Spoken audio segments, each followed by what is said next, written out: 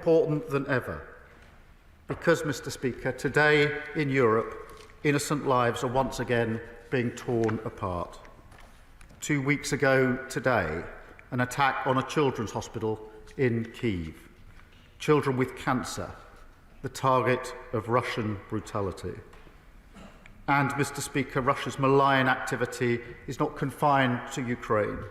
In the Western Balkans, in Moldova, in Georgia, they are sowing instability. And let us not forget, they have targeted people in our streets, attempted to undermine our democracy. And so, Mr. Speaker, in the first days of this government, I have taken a message to our friends and allies of enduring and unwavering commitment to the NATO alliance, to Ukraine, to the collective security of our country, our continent, and our allies around the world.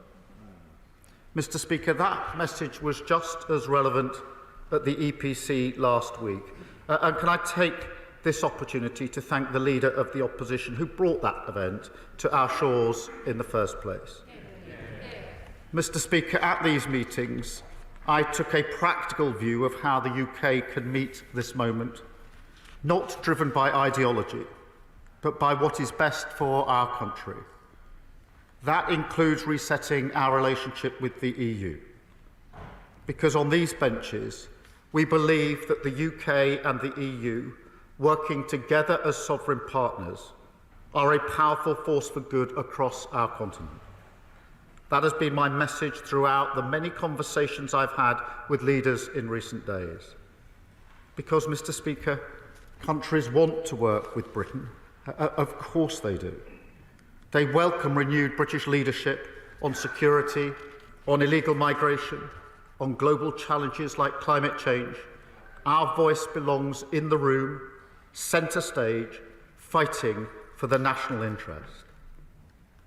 And, Mr. Speaker, my conversations have focused on issues where the British people want action. So I'd like to update the House on my discussions in 3 specific areas. First, European security. In Washington, I told NATO allies that the generational threat from Russia demands a generational response. And that's why my honourable friend, the Chancellor of the Exchequer, will set out a clear path to spending 2.5% of our GDP on defence. It's also why I launched a strategic defence review, led by the former NATO Secretary-General Lord Robertson, to strengthen our armed forces and keep our nation safe. I also took the opportunity at the NATO summit to confirm that we will deliver £3 billion worth of military aid to Ukraine each year for as long as it takes. And together we confirmed Ukraine's irreversible path to full NATO membership. Because it is clear to me that NATO will be stronger with Ukraine as a member, something I reiterated to President Zelensky in person in Downing Street on Friday. Second, I want to turn to the Middle East, because, Mr. Speaker, that region is at the moment in grave danger and fragility. And so I've spoken to leaders in the region and allies around the world about our collective response. How can we deal with the malign influence of Iran, address their nuclear programme, manage the threat from the Houthis, ease tension on Israel's northern border, and work with all partners to uphold regional security? Fundamental to this, of course, is the conflict in Gaza. I've spoken to the leaders of Israel and the Palestinian Authority. I've been clear that I fully support Israel's right to security, the desperate need to see the hostages returned.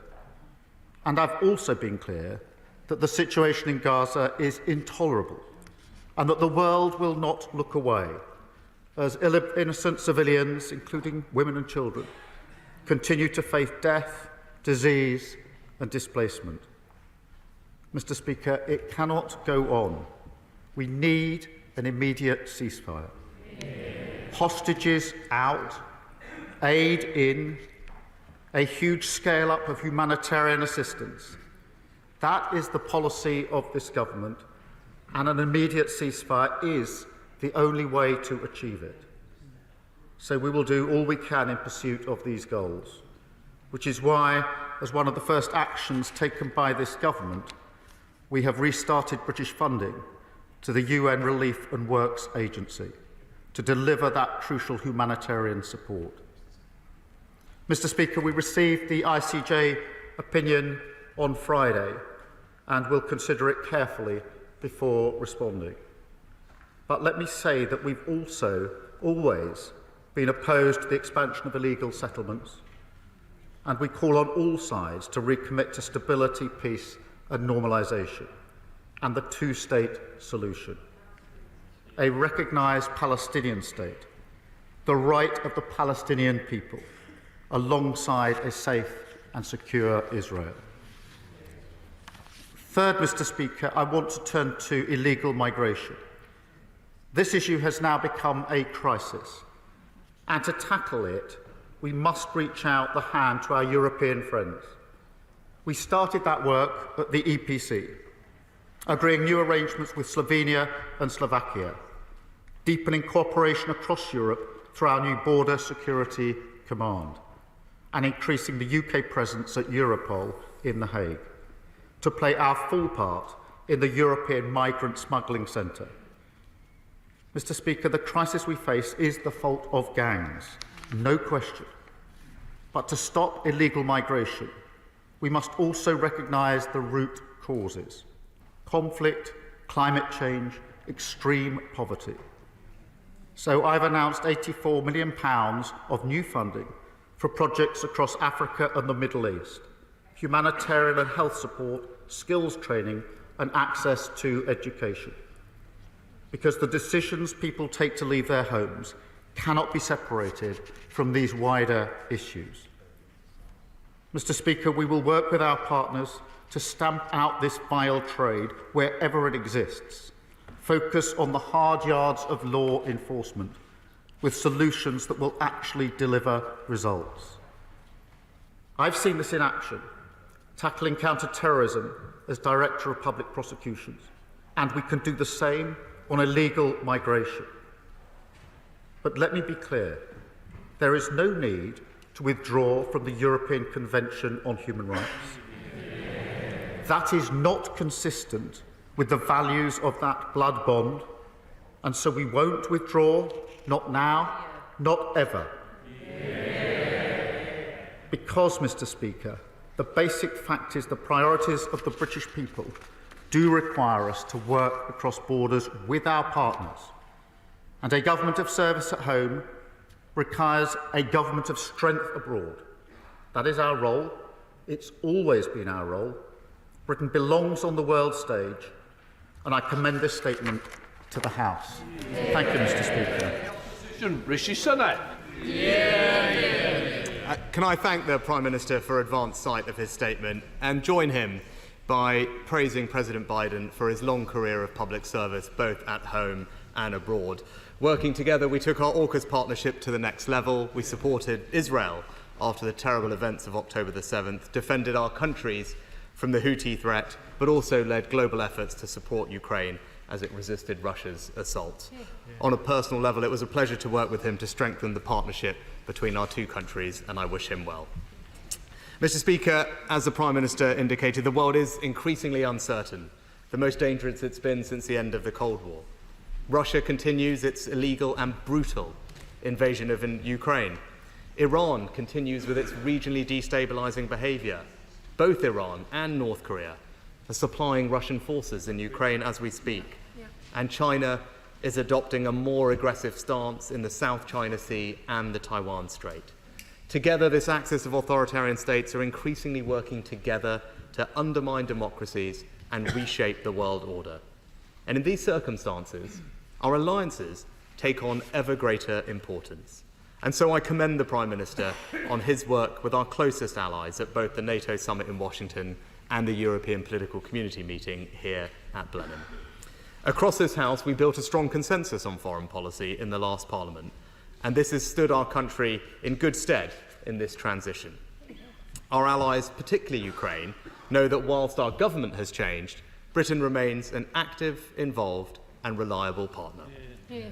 Now, I'm glad that the Prime Minister also shares our view of the value of the EPC community as a forum. I'm pleased and welcome the fact that he did use the summit to discuss illegal migration, because it is one of the most pressing problems facing our entire continent. And when it comes to illegal migration, we all face the same fundamental question: how to deal with people who come to our countries illegally whilst respecting our international obligations. Because, of course, it's not feasible or right to return Afghans to the Taliban, or Syrians to Assad, or Iranians to the Ayatollahs. But nor can our countries accommodate everyone who would like to leave Afghanistan, Syria or Iran and come here. So I was pleased to hear the Prime Minister say that he was a pragmatist and that he will look at what works when it comes to squaring this circle. And I would urge him, in his conversations with other European leaders, to keep the option of further third country migration partnerships on the table, as other countries have been discussing. Now, I know the Prime Minister is also interested in pursuing a security and defence cooperation pact with the European Union. And here I just urge him to be alert to the trade-offs involved in this. And I hope he can reassure the House that any closer cooperation with the EU will not adversely affect the technological and procurement aspects of our other alliances, such as AUKUS. Because, of course, we're a pillar of European security, as our leadership on Ukraine has shown, but we also have alliances and interests that extend beyond the European continent. To turn next to the NATO summit, it was good to see the alliance reaffirming its commitment to Ukraine, with the UK at the heart of that leadership. And I hope the Prime Minister will keep the House updated on how the new unit to coordinate our collective support to Ukraine will indeed lead to an increase in vital support. And I would urge the Prime Minister to continue stressing to our allies that now is the moment to increase, not pare down, our backing for Ukraine, just as the UK has continued to lead in. Now, in 75 years of its existence, NATO has established itself as the most successful defensive alliance in history. The best way to strengthen the alliance is for the non-American members of the alliance to do more, to show that we do not expect the Americans to bear every burden. And I welcome the Prime Minister's indication that the Chancellor will soon set out a clear path to investing 2.5% of GDP in our armed forces, I hope by 2030. Because this would both show the Americans that the other members of the alliance are serious about boosting our own capabilities, but also show President Putin and our adversaries that we are serious about defending our borders and our allies from any Russian or other aggression. The Prime Minister also spoke about the situation in the Middle East.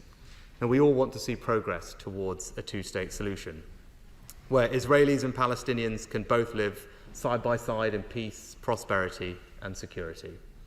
But as we make progress towards that goal, our friend and our ally Israel must have the right to defend itself against the threat that it is facing. A threat demonstrated by the drone strike on Tel Aviv at the end of last week by the Iranian-aligned Houthi rebels. So in conclusion, let me thank the Prime Minister for coming to the House today to update us. I can assure him that on these benches, we will work with him on these questions of foreign policy and national security. We will ask questions, we will probe, we will push for answers. That is our duty as the official opposition. But we will always act in the national interests and work constructively with him to ensure the security of our country. Can I thank the Leader of the Opposition for his welcome comments in relation to President Biden? I'm sure will be well received, and what he said about the consensus on foreign policy in relation to NATO and the EPC. I do think that's important, and I'm glad that we managed to get that consensus over recent years, because we are in a more volatile world, and the world is looking in to see unity in the United Kingdom. That is particularly so in relation to Ukraine.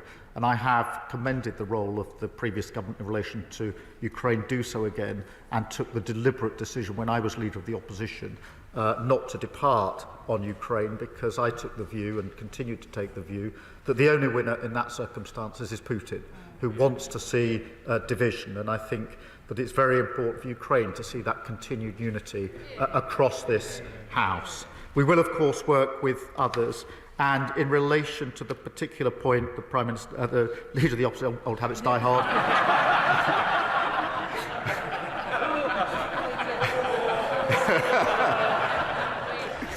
the point that the Leader of the Opposition put me on security and cooperation with our EU allies, I do believe that's to our mutual benefit, but I can assure him and the House that that does not cut across or come at the cost of other alliances, and we're fully committed to AUKUS, something I was able to make clear in opposition, and I take this early opportunity to affirm in government, because again I think it's an area where there's important consistency across the House. And in relation to the conflict in Gaza, I think the more that we can be united in this House, the better.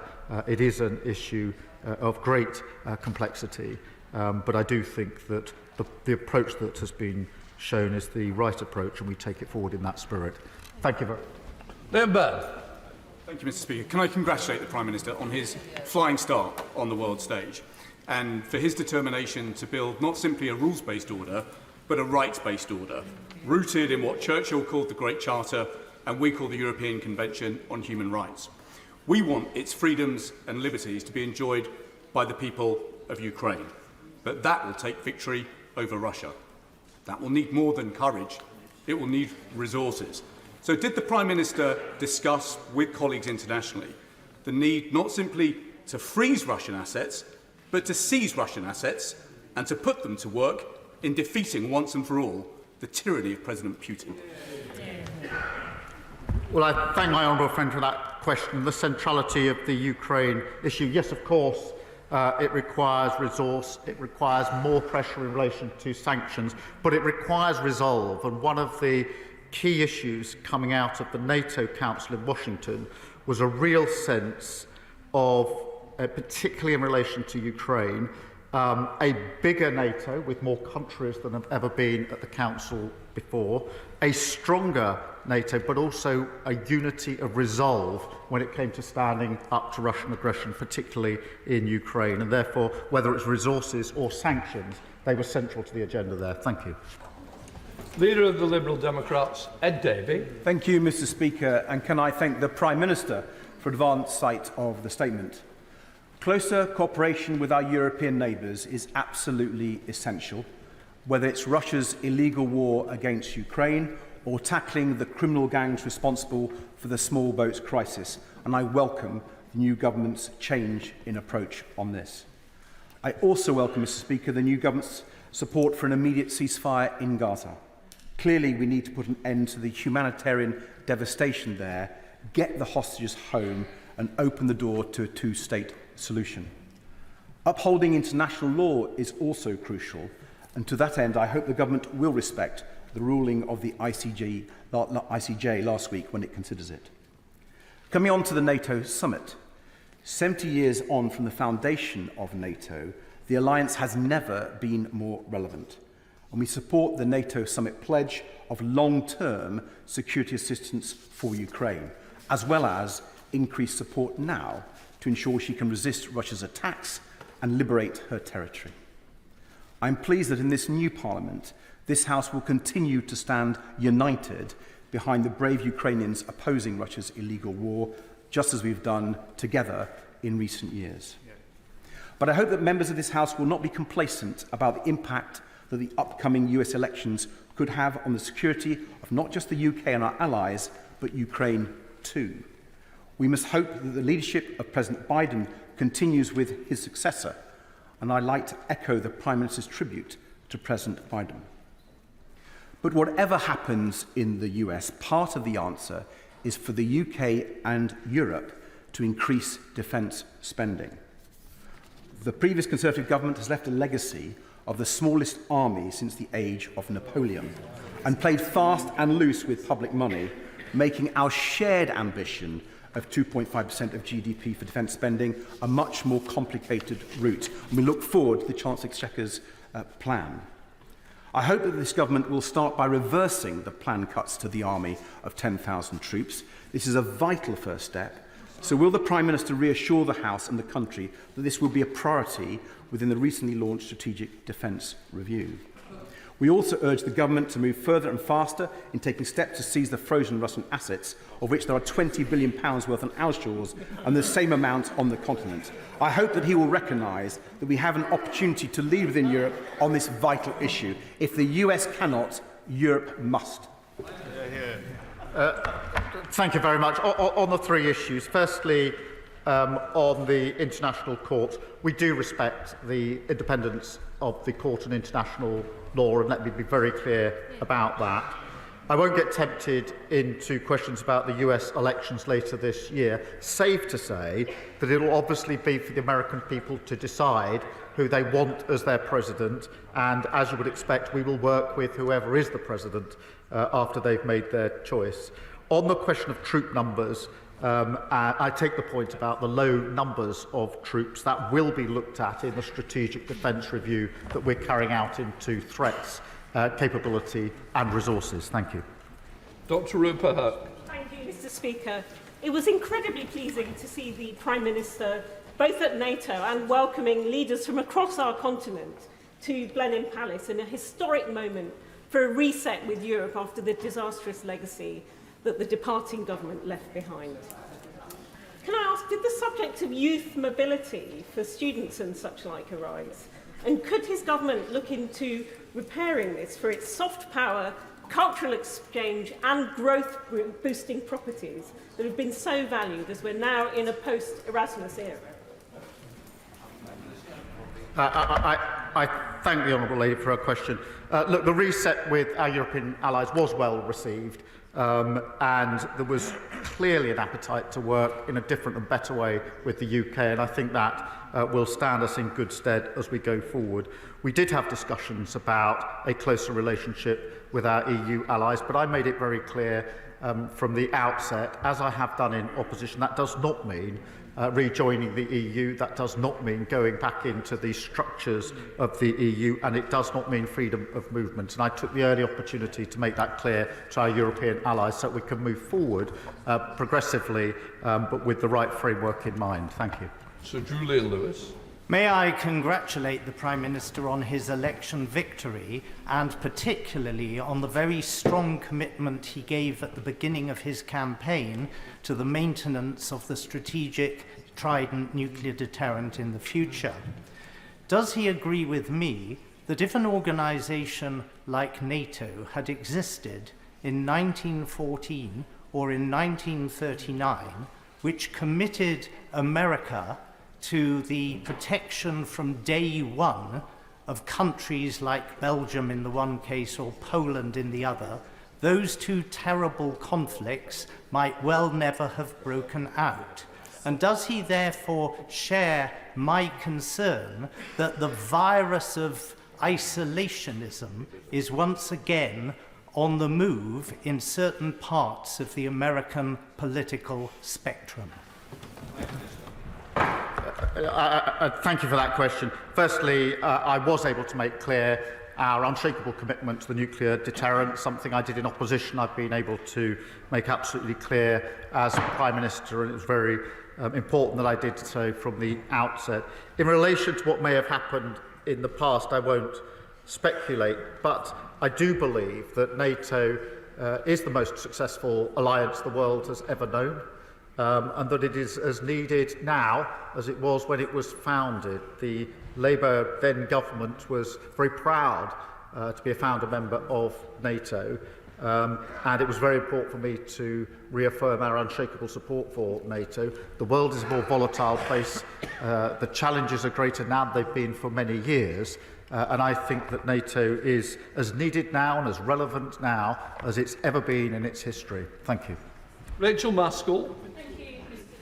I congratulate my right honourable friend, the Prime Minister, for the leadership he showed not just at NATO but the European political community. Working together and collaborating is important, not least in an unstable world that we're in. Could he set out for the House what discussions he had about the EU-UK Trade and Cooperation Agreement in the light of its renegotiation deadlines next year? Thank you. I was able to have early discussion about the EU-UK Trade arrangements of a preliminary sort. There is an appetite for that discussion. Nobody pretends that it's an easy discussion, and I'm pleased to have appointed a minister who will take responsibility for that important work. It does not involve rejoining the EU. It does involve resetting and improving the relationship we have with our EU allies. Thank you. Sir Julian Smith. Congratulate the Prime Minister on his election win and wish him the very best in his new role. Building on the last question, the EPC summit seemed very positive.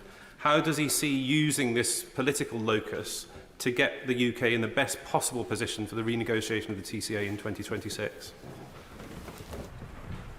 I thank the honourable member for his comments. I do think that there is an appetite now for a different discussion about our future relations with the EU, whether that's trade, whether that's education and research, or whether it's security cooperation. I think particularly in light of what's happened in Ukraine, there is a shared sense that there's room for closer work and closer ties there. So they're the three main areas. It's at very early stages, but the reset was very well received by very many European allies, and I was very pleased to have that early opportunity to set out our case. Thank you. War.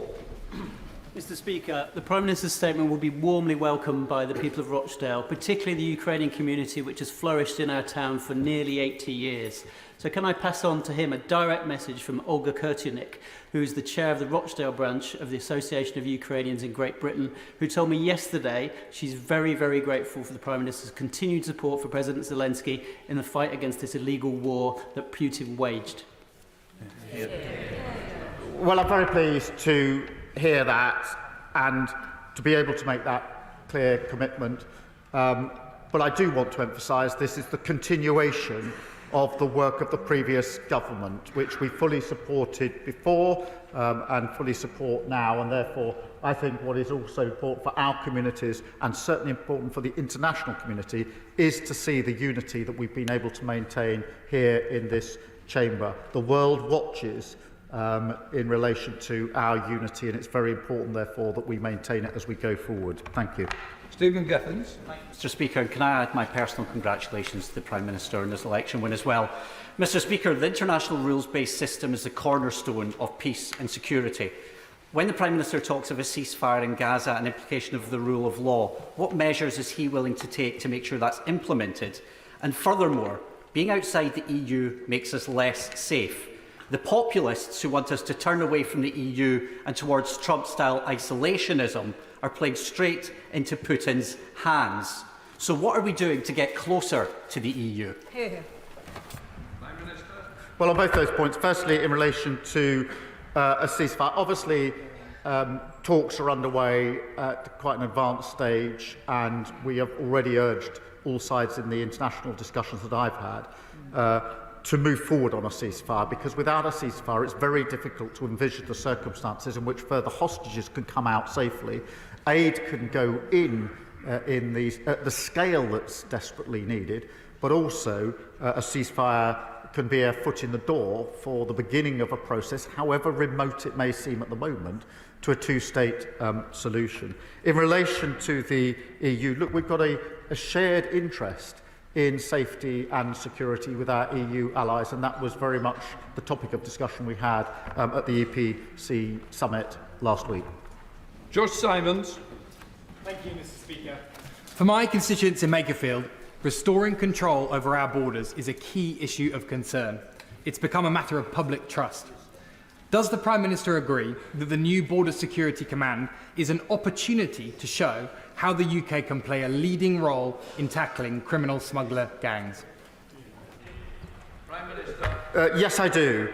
And the command is based on the work that I did as Director of Public Prosecutions, working with law enforcement, security, intelligence sharing with our allies in the cases I was working on to deal with counter-terrorism. And I've never accepted the argument that the only gangs that apparently can't be taken down using the same techniques are the gangs that are running this vile trade.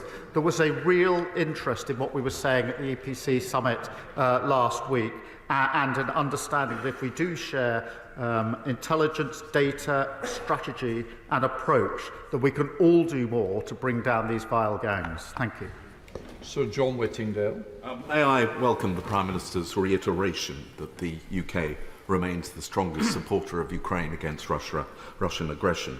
But can he say what support we can also give to another former Soviet state, Armenia, both in resolving its conflict with Azerbaijan, but also in pursuing its ambition to move closer to NATO and to the European Union in the face of Russian threats and intimidation? Prime Minister. I'm grateful for that question. This did come up in the discussions last Thursday, as would have been expected, with a joint resolve to provide the support that is needed, the framework that is needed for peace and security across the entire region. And that is something where I do think, again, there's a shared intent with our allies to work together on it, because it is of such importance. Thank you for raising it. Fred Thomas. Thank you, Mr. Speaker. I'm one of 12 newly elected members on this side of the House who've served in the armed forces. And in Plymouth, so many of my friends and neighbours have served as well. And all of us are deeply concerned by the ongoing illegal invasion and inhumane, increasingly barbaric tactics that Russia is using. Will the Prime Minister agree with me that in an uncertain world, one thing we can be sure of is that Ukraine has got no firmer friend than the UK? Yes, I can confirm that and emphasise just how important it is. We did have the honour of hosting President Zelensky at Downing Street on Friday, where I was able to make that clear, but again to take the opportunity that we were building on the work of the previous government, not departing from that work. And I think the support of the UK in particular to Ukraine has been leading, it's been important, it's been provided at difficult times, which has often led to others moving in accordance to the moves that we have made as a country. And President Zelensky is grateful for the role that we have played in the past and that we continue to play now. Dr. Caroline Johnson. My constituents in Sleaford and North Hykeham are very concerned about levels of illegal migration, and particularly people crossing the Channel. And I was pleased to hear the Prime Minister say that he wants to tackle it. He mentioned two measures, £84 million to tackle root causes, and he also mentioned the focus, which arguably is already present, on law enforcement. There were 1,500 people across the Channel in the last 7 days. How many of those people would he expect to have been deterred by the measures he described? Well, I'm grateful for the question. This is a real problem that we've inherited, because not enough attention has been paid to border control, in my view. Record numbers have come this year, and the measures that have been taken by the last government were patently not working. So we need to address that. That's why we've taken early steps to set up the Border Security Command. It's also why we've already moved more staff into the returns unit, so it can get on with the job of actually returning those that have no right to be here. 100 staff moved already in the early days of this government. But we do have to recognise that we also need to address the reasons that people move in the first place, which is very much to do with conflict, to do with poverty and to do with climate change. And if we ignore those upstream causes, then we will never fully get to grips with the problem which is so obvious to so many people in this country. Andrew Lewin. Thank you, Mr. Speaker, and thank you to the Prime Minister for his statement. I want to thank him particularly for his commitment to resetting our relationship with the European Union. It is with regret that the deal signed by the party opposite when they were in government did real damage to our economy, put up barriers to trade with the European Union and increased red tape. Will the Prime Minister agree with me that now is the time for a new relationship and to take practical measures to increase our alignment with the European Union, such as the mutual recognition of professional qualifications, so we can help our services and get our economy moving again? Well, I thank my honourable friend for those questions. Look, I don't think the deal we've got is good enough. I think if you talk to any business that deals with the EU, they would complain that it's not good enough for them. It's made trade harder, not easier, and that's a real problem. So we can do better than that. And the EPC was an early opportunity for us to reset our relationship and begin progress towards that better relationship, whether it's in relation to trade or defence and security, which are both very, very important to us. Thank you. Liz Roberts. And I welcome that the Prime Minister says that there is an appetite for a reset in our relationship with our European neighbours. And of course, a core element of collective European security is collective economic security. He knows that being outside the single market and the custom union has cost the UK economy almost £140 billion. So how will he remedy this toxic Tory legacy by continuing to refuse even considering rejoining these economic structures? I do think the relationship can improve. I think we can have a better relationship, but I don't think we can simply ignore the referendum and go back into the EU. And in the discussions I had with our European allies, none of them were urging us to take that course. They were interested in the argument we're making about a better relationship and how that can work in relation to trade, in relation to education, in relation to security and defence. And that's why I wanted to be very clear from the outset what our approach is. Thank you.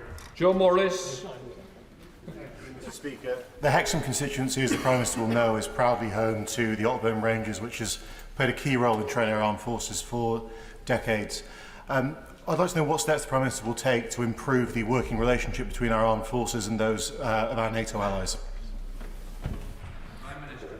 Well, I'm grateful for that question. Our armed forces provide huge resource to NATO, particularly in Europe, and of course fully committed in almost every respect to NATO across our armed forces. So I think there's huge room for further such work, building on what is clearly working already. Thank you. Malthouse. Thank you, Mr. Speaker. The Prime Minister has given us fine words about the importance of our membership of international institutions, and in particular international courts. And I agree with him. It's profoundly in our national interest that we're a member of these organisations. But he will know as well as I that those courts are only as good as the action and consequence that flows from their judgment. Without action and consequence, then their judgments just become hot air. So in relation to Israel-Gaza, and in particular the occupation of the West Bank, could he please assure us that he's considering hard consequences for the very obvious flagrant breach of international law that's taking place on a daily basis in that part of the world?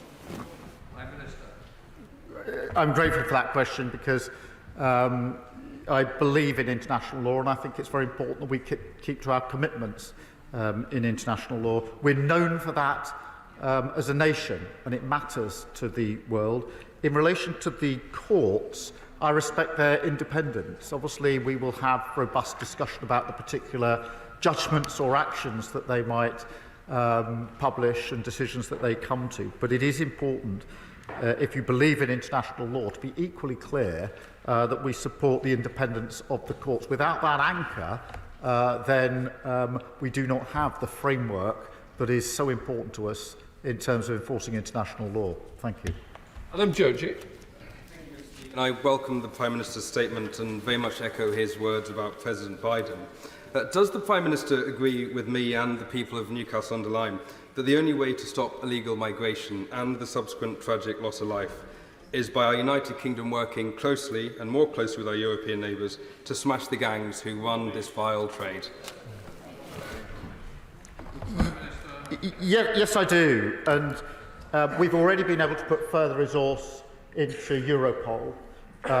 And the discussions we had about sharing data and intelligence, an overarching strategy on prosecutions, was a very live discussion last Thursday with our European allies who were keen to learn more about what we were proposing and how they could play their part with us to smash the gangs. Because they operate across borders, this can only be done in conjunction with and collaboration with our EU partners. Richard Ford. Yeah. The last government spent quite some time engaging with isolationists in Washington. They sought to influence conservative think tanks in the US that are listened to by Republicans, such as the Heritage Foundation. I appreciate the point that the Prime Minister makes that it is for the American people to decide who governs them later this year. Yet, what more can his government do to stress to Republicans and to candidate Trump that European and American security are indivisible?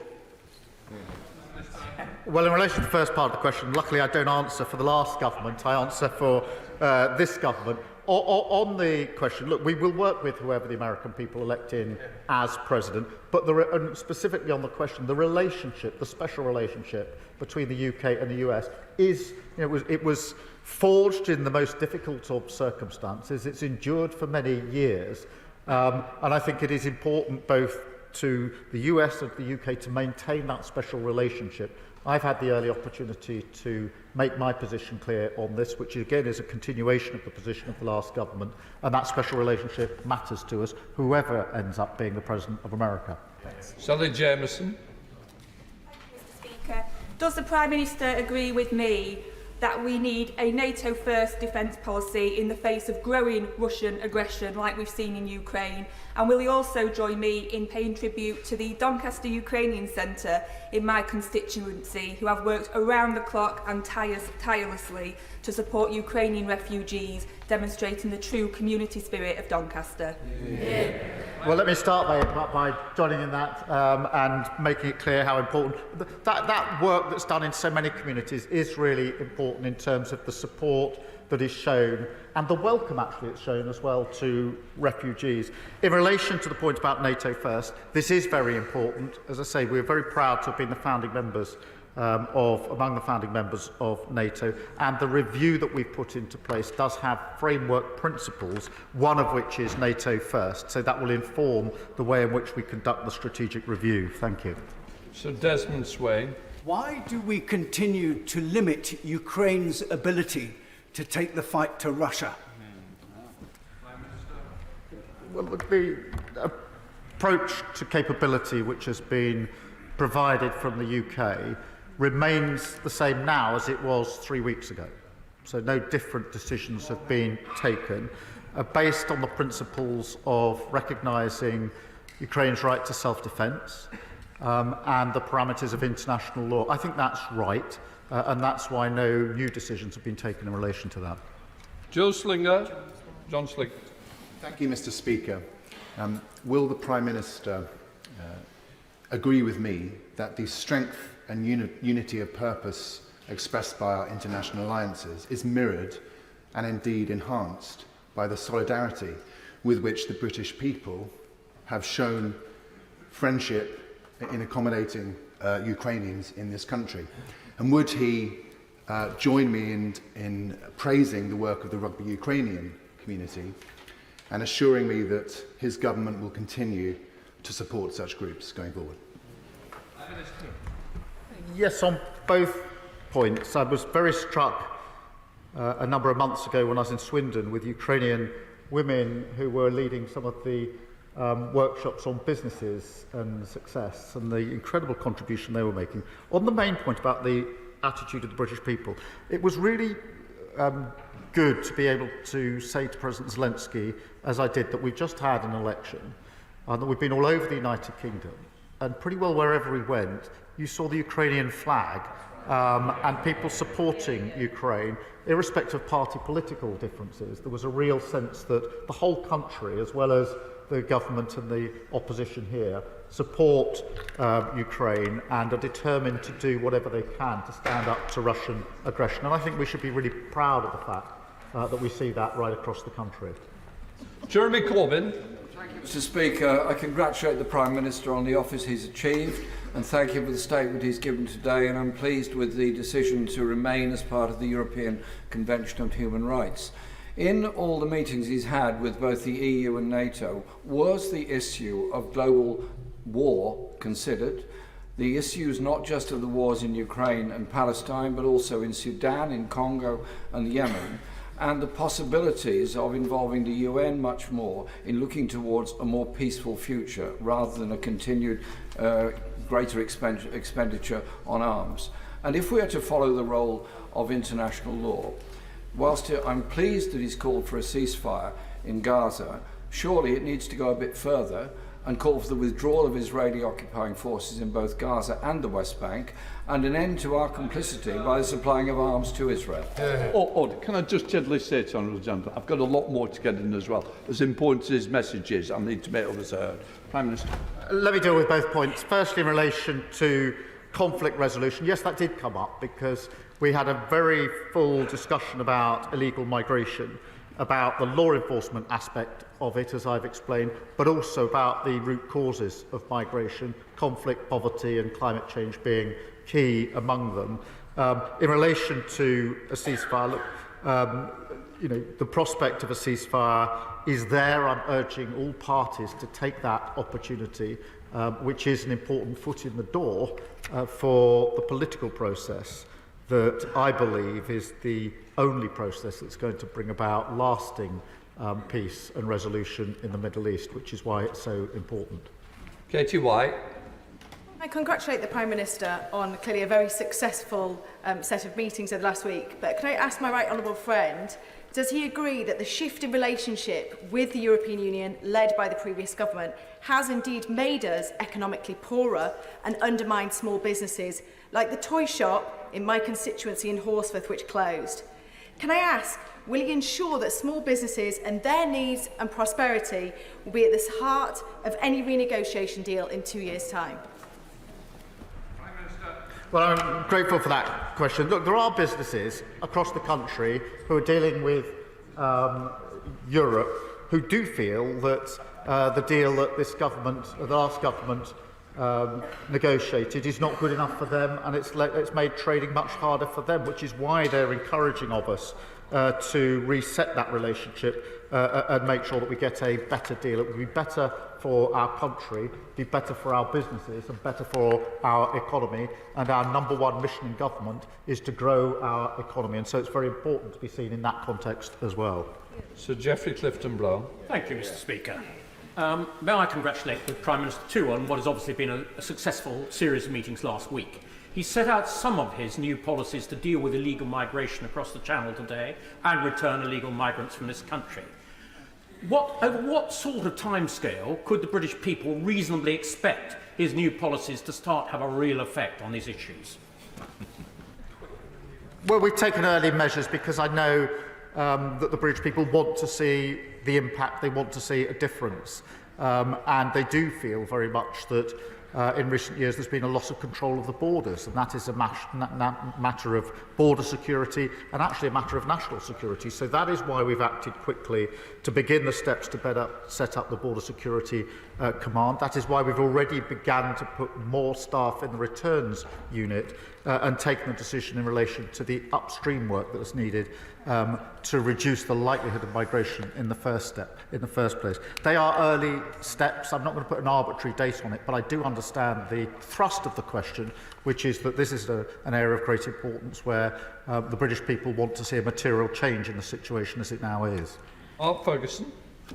Mr Speaker, in Gateshead Central and Wickham and across the North East, those who have fled Putin's war in Ukraine want to make the most of their time in our community.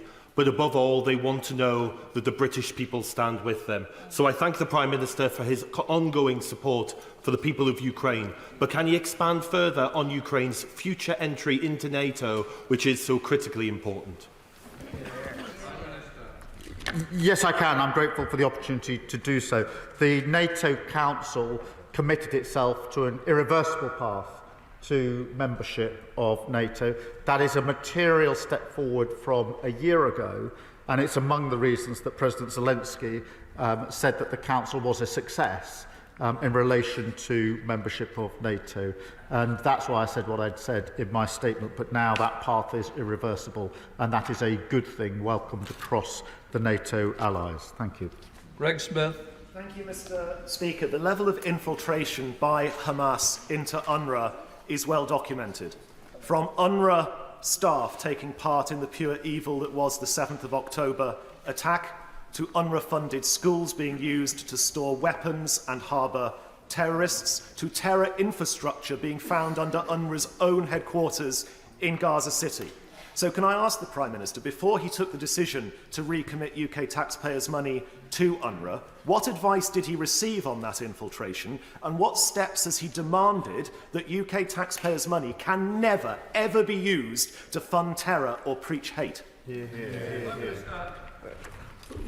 Well, as the honourable member would expect, we took the most careful advice and subjected it to the most careful consideration, because we were concerned, as anyone in this House would be concerned, by the suggestions and allegations in relation to October the 7th. So we took that really carefully, very seriously, with the utmost consideration. There has, of course, been an independent review and steps put in place, but there is a vital role for UNRWA. Many other countries have restored funding for UNRWA. It is the right thing to do, but I can give an assurance that the most careful consideration was given before that step was taken, as the honourable member would have expected. Joe Powell. Speaker, can I warmly welcome the announcement that the UK will lead an initiative to crack down on Russia's shadow fleet of sanctions evading ships that are helping generate dirty money to fund their war machine? And will the Prime Minister continue to make sanctions enforcement a priority and update this House on the state of international negotiations to utilise frozen Russian assets, including those in Kensington and Bayswater, to support Ukraine now? Well, I'm grateful for that question, and I think there was important progress at NATO in relation to sanctions, and I do think it's important for the House to have regular updates, and therefore we can commit to give the next update as soon as it's appropriate to do so. But I think across the House there is a resolve to use sanctions as effectively as they can be used as one of the weapons in relation to Russian aggression. Thank you. Colin Miller. Thank you, Mr. Speaker. I hope the Prime Minister enjoyed welcoming fellow European leaders to Blenheim Palace in my constituency. One of my constituents, Rose, is currently studying Spanish and French at Southampton University. She would like to spend her year abroad working in Spain to strengthen her language skills and improve her employment prospects. Yet, as it stands, she has no right to work there. I hope the Prime Minister saw the benefit of working with his European counterparts and perhaps making a few new friends. I hear his response on not rejoining the political structures, but as a specific measure to improve the opportunities for young people, will he open talks with the European Union on a youth mobility scheme? Well, it was very good to be in the honourable member's constituency at Blenheim Palace, and I can't tell him how many European leaders said to me that they had previously visited, usually whilst they were studying in the UK, but only paid the £5 to get into the grounds because they hadn't had the money to get into the building, which they were then entering, which was a common theme.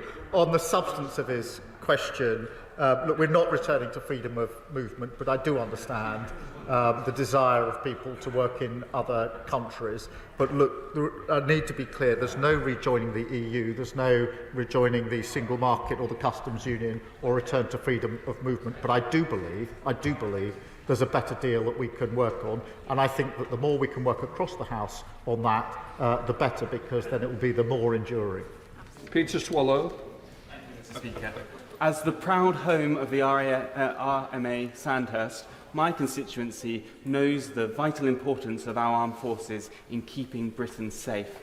So I warmly welcome the government's commitment to setting out a path to 2.5% GDP spending on defence. Can the Prime Minister update us on conversations he's had with our NATO friends and allies to encourage others to match this target?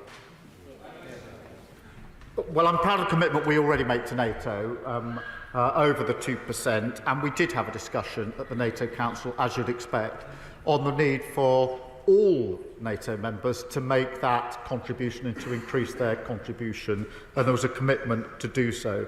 Our commitment to 2.5% will be set out, and the path to it will be set out by the Chancellor of the future fiscal event. Thank you.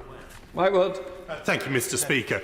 And in seeking to reset Britain's relationship with the European Union, can the Prime Minister confirm that his government will not accept EU rules automatically applying in Britain unless they have been specifically agreed by this Parliament?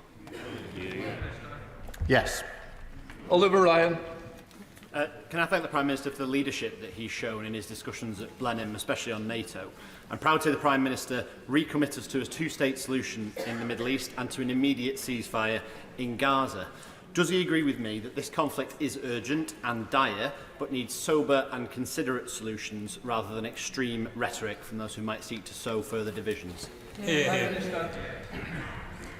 Yes, I do, and I'm grateful for that question because there is the prospect of a ceasefire. It is desperately needed for the reasons we've already discussed. It will only happen if there's international agreement and a sober assessment that provides the framework for the remaining hostages to be released. I shudder to think of the state of some of them.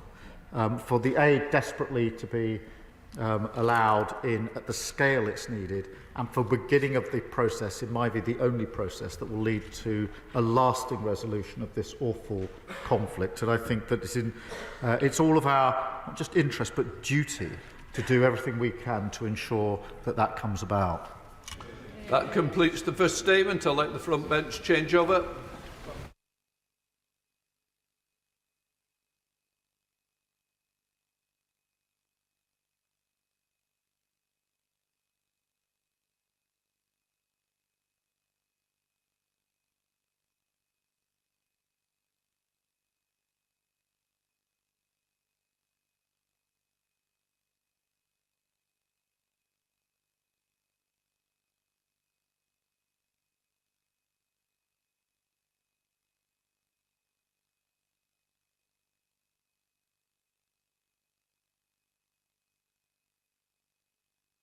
Right, we now come to the next statement, but before we start, can I just say to the Home Secretary, the statement didn't arrive in my office, it was late. I believe it was also late to the opposition, and quite rightly, you made a big thing of it as Shadow Home Secretary, so I'm just reminding you of your words back that we do need to get on time. This second time so far, and I know it won't happen again, it will be taken on board. I now call the Home Secretary, Yvette Cooper.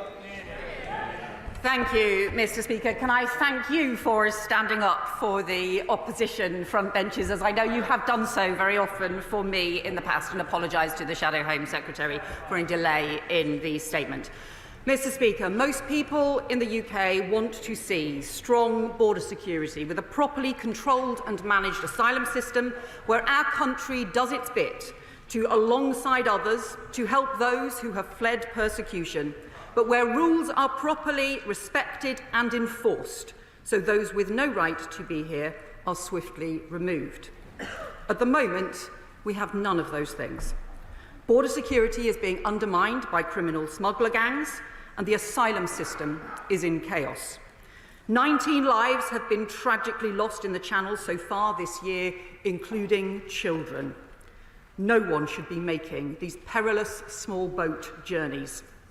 Criminal gangs have been allowed to take hold along our border, and they are making huge profit from undermining our border security and putting lives at risk. They should not be able to get away with it.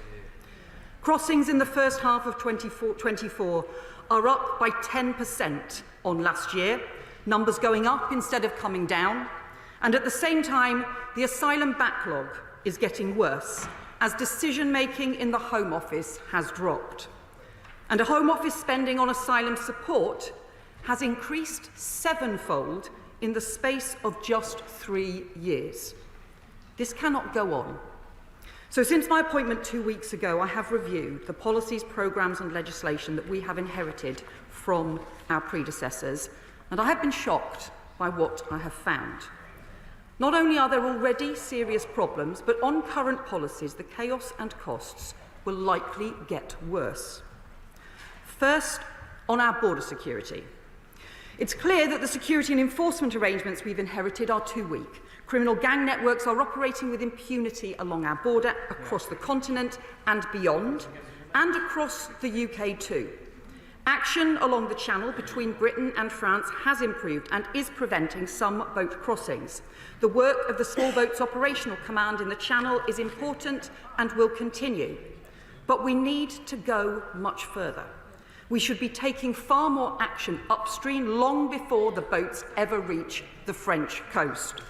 Cooperation with Europol and other European police forces and prosecutors is far too limited, and enforcement against exploitation and trafficking in the UK is far too weak. Information sharing with our European neighbours has reduced rather than increased. And as a result of these weak arrangements, I am extremely concerned that high levels of dangerous crossings we have inherited are likely to persist through the summer. Mr. Speaker, let me return to the Rwanda Migration and Economic Development Partnership. So 2.5 years after the previous government launched it, I can report it has already cost the British taxpayer £700 million in order to send just 4 volunteers. Those costs include £290 million payments to Rwanda, chartering flights that never took off, detaining hundreds of people and then releasing them, and paying for more than 1,000 civil servants to work on the scheme. A scheme to send 4 people. It is the most shocking waste of taxpayers' money I have ever seen. Looking forward, the costs are set to get worse. Even if the scheme had ever got going, it's clear it would only cover a minority of arrivals. Yet a substantial portion of future costs were fixed costs. For example, the annual direct payments to Rwanda, the contracts for escorts, the staffing in the Home Office, the detention and reception centres and more. So the taxpayer would still have to pay out no matter how few people were relocated. And most shocking of all, over the 6 years of the Migration and Economic Development Partnership forecast, the previous government had planned to spend over £10 billion of taxpayers' money on the scheme. They did not tell Parliament that. Mr. Speaker, I want to thank the Rwandan government for working with the UK in good faith, because the failure for this policy lies with the previous UK government. It has been a costly con, and the taxpayer has had to pay the price. Let me turn now to the Illegal Migration Act. This law has been in place for a year. We were told it would stop the boats. That has clearly failed. The legal contradictions in the Act are so great they make it unworkable. Indeed, 12 months on, the central duty has not even been enacted. It is also costing the taxpayer billions of pounds. Under Section 9 of the Act, people who arrive can claim asylum and get asylum accommodation. But under Section 30, if they arrive after March 2023 and meet key conditions in the Act, no decision can be taken on their case. They just stay in the asylum system. Even if they've come here unlawfully for economic reasons and should be returned to their home country, they won't be, because the law doesn't work. Only a small minority might ever have been sent to Rwanda. Everyone else stays indefinitely in taxpayer-funded accommodation and support. Now, the Home Office estimate that around 40% of asylum cases since March of 2023 should be covered by these Illegal Migration Act conditions.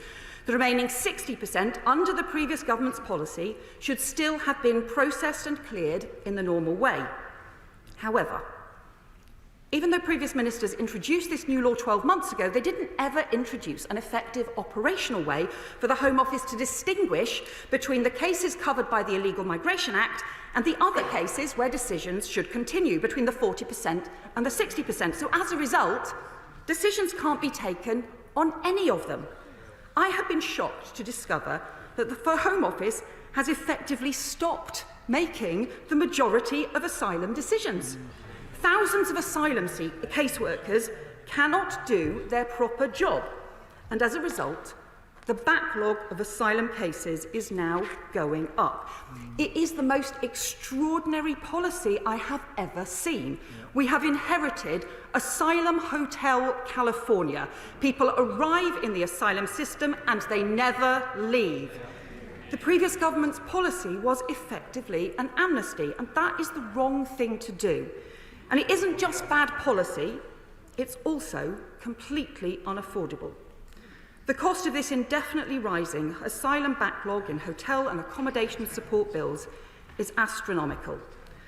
The potential costs of asylum support over the next 4 years, if we continue down this track, could be an eye-watering £30 to £40 billion.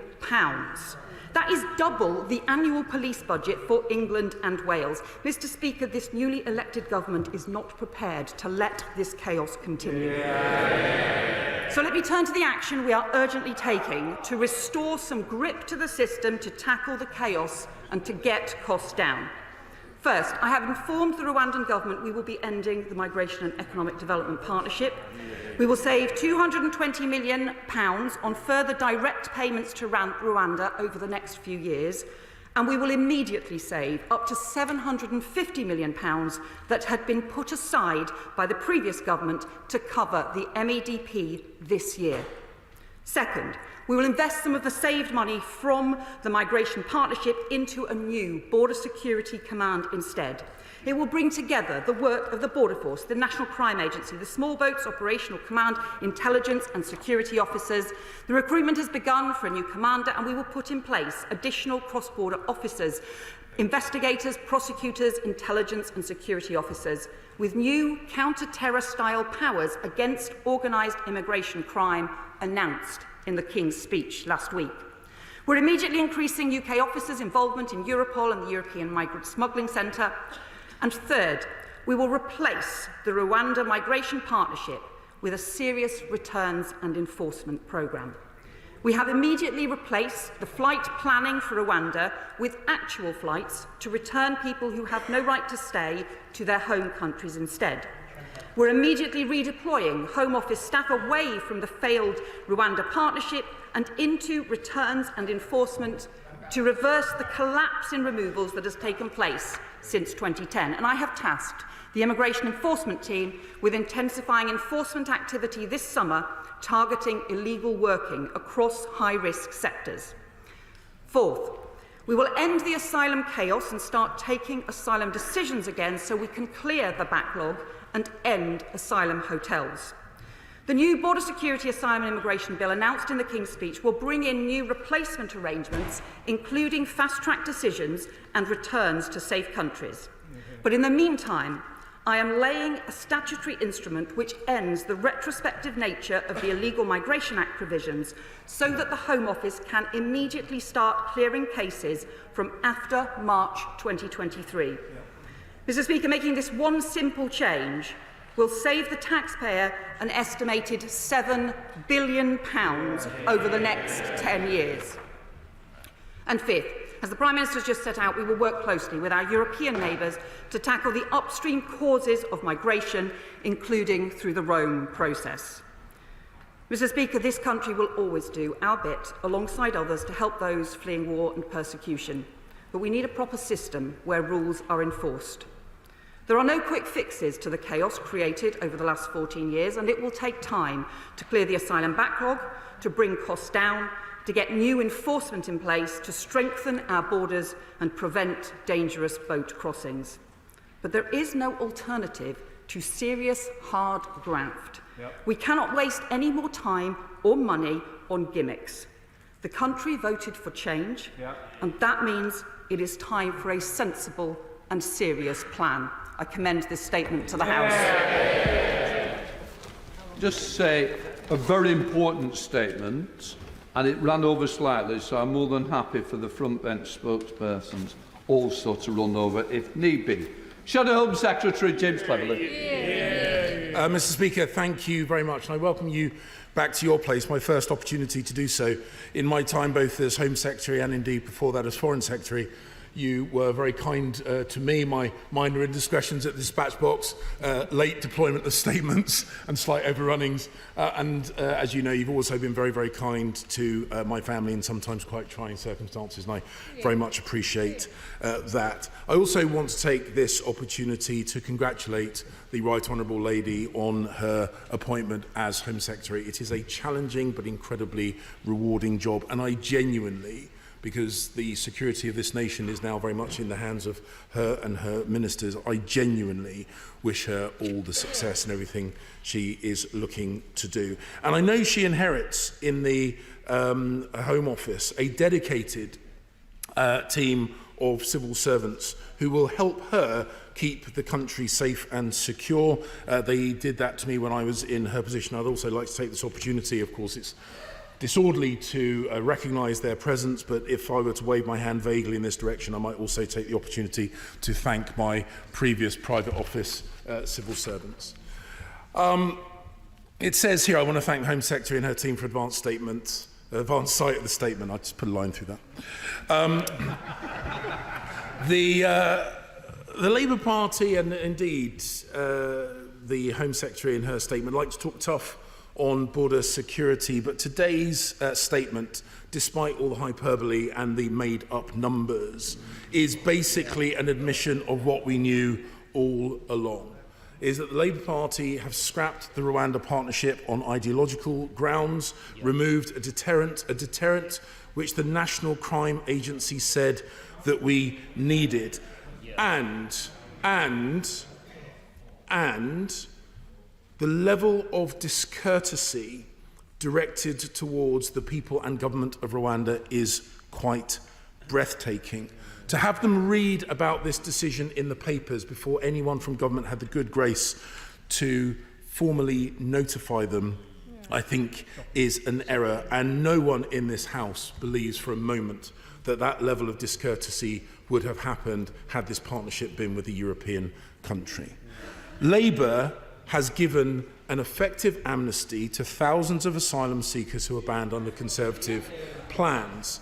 And Labour's plans amount to doing less than we were doing when we were in government and merely changing the signs above a few desks at the Home Office with their so-called border command and their returns unit. Before the election, the Right Honourable Lady said that she would create a returns unit. Now, the narrative is that she is going to redeploy some staff, not increase the number of staff, redeploy some staff, showing that the returns function already exists. And the fact there is now no safe third country to return people to who cannot be returned home means that we ask, where is she going to send the people who come here from countries like Afghanistan or Iran, in Syria? Has she started negotiations on returns agreements with the Taliban or the Ayatollahs of Iran or Assad in Syria? And if she's not going to send anyone that arrives here on small boats to Rwanda, which local authorities will she be sending people to? We were closing hotels when I was in government, and I wonder which local authorities will be receiving those asylum seekers. If not Rwanda, will it be Rochdale or Romford or Richmond? And most importantly, can the Right Honourable Lady now confirm that if you arrive here illegally in a small boat, you will be able to claim asylum? And finally, will she confirm how long after she briefed the media that she was scrapping the partnership with Rwanda did she have the courtesy to speak directly with the Rwandan government? And it is because we now have no deterrent that nobody wants to take on the role of the head of her new so-called border command. Neil Basu, former senior police officer, a man who I have huge respect for, was Labour's #1 choice. He's ruled himself out. And we now learn that General Stuart Skeets, again, a very highly respected former British Army general who was in large part responsible for delivering the Albania deal, which cut small boat arrivals by 90% from that country, has resigned from his position as Director of Strategic Operations. To misquote Oscar Wilde, to lose one border commander could be seen as a misfortune. To lose two looks like carelessness, perhaps even incompetence. I also notice, and it's available online for those who are thinking of applying, that the new job advert for Labour's Border Security Command is located not in Kent, where the channel is, but is flexible from Belfast, Bristol, Cardiff, Durham, Glasgow, Liverpool or Manchester, none of which, the last time I checked, are anywhere near the English Channel. The reality is, everybody knows, including the people smugglers, that the small boat problem is going to get worse, indeed has already got worse under Labour because they have no deterrent. People are being sold a lie when they're being smuggled into this country across the busiest shipping lanes.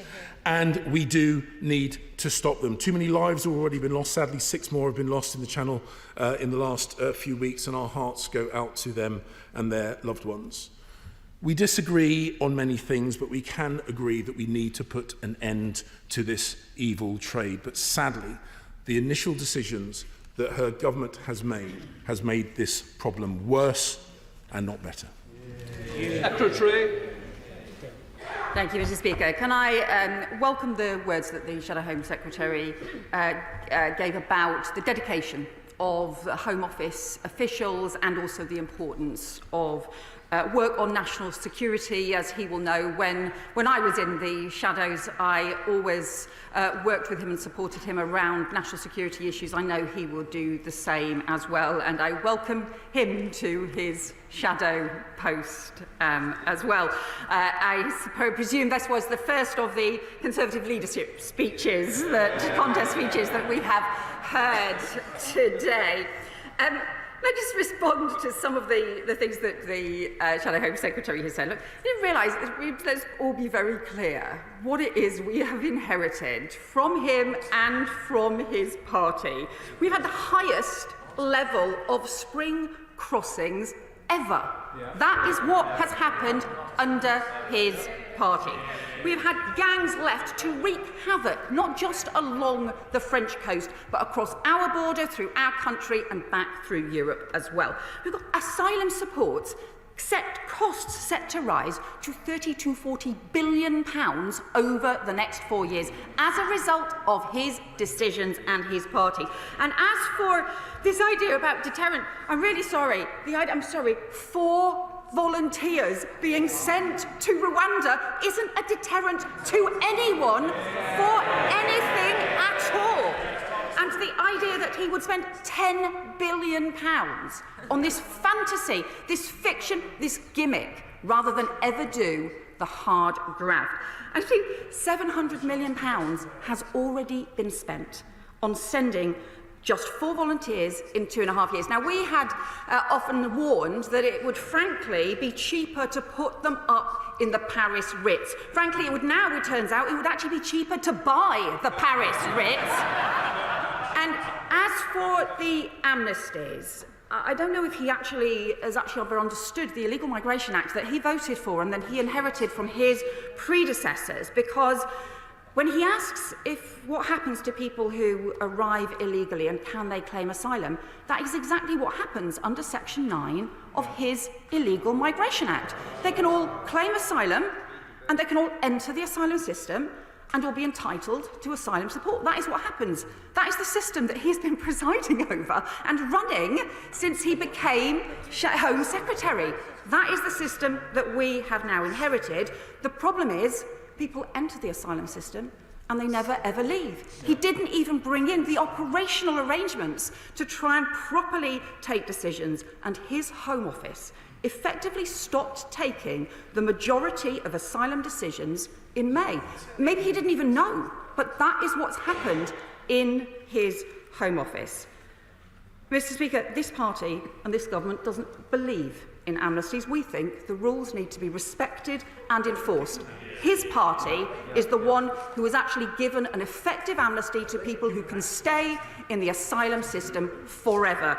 We believe the rules should be enforced. The problem is, actually, that is what the Shadow Home Secretary believes too. I don't think he believes any of the stuff that he said. He's only saying it for his Tory leadership contest. He's just too weak to tell his party the truth.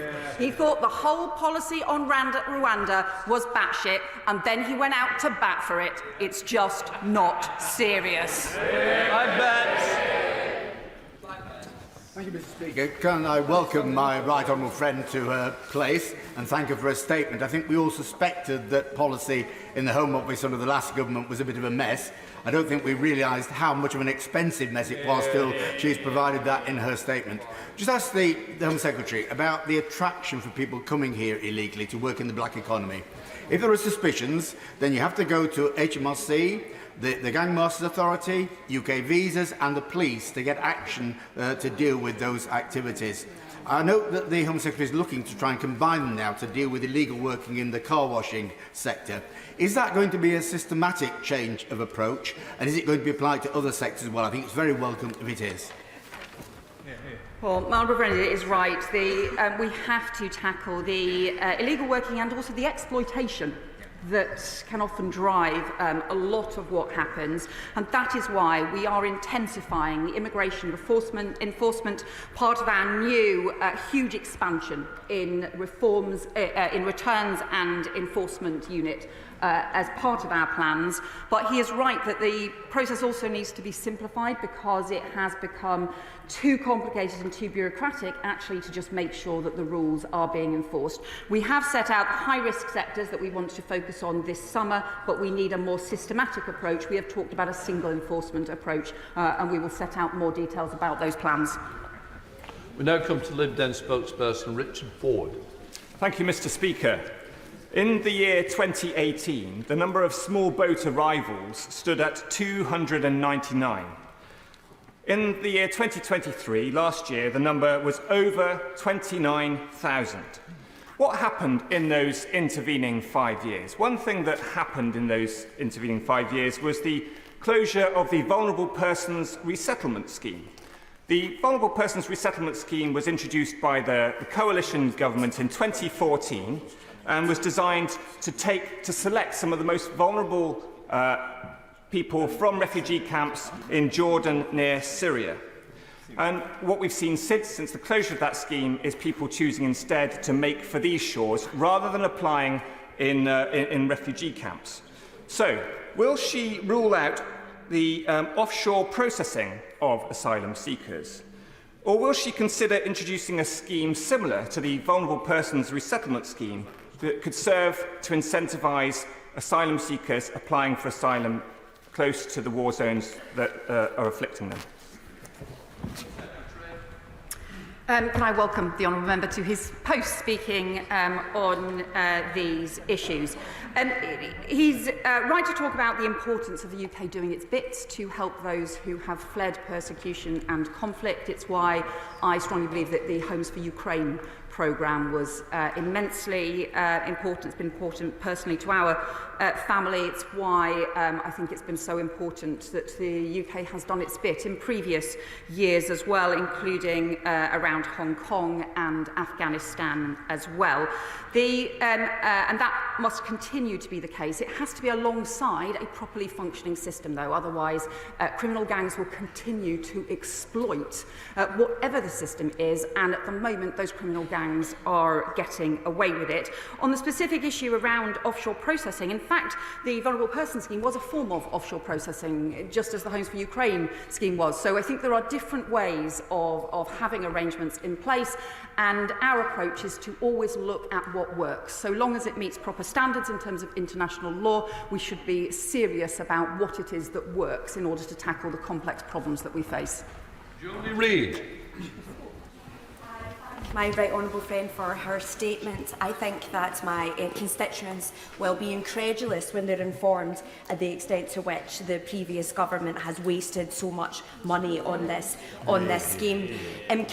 What commitments can you give the House that for any further programmes and the money that will be spent, that we'll be able to rescind our commitment on those and that no further public money will be wasted?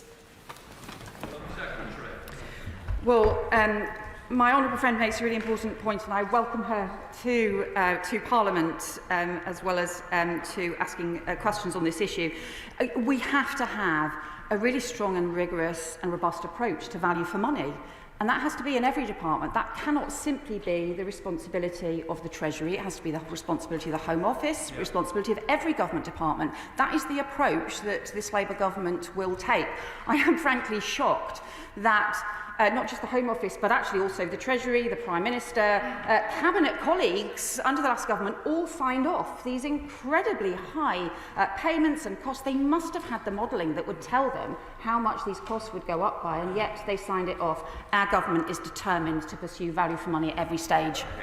Kit Malthouse. Thank you, Mr. Speaker. If numbers of small boat crossings next summer are higher than this summer, will she resign?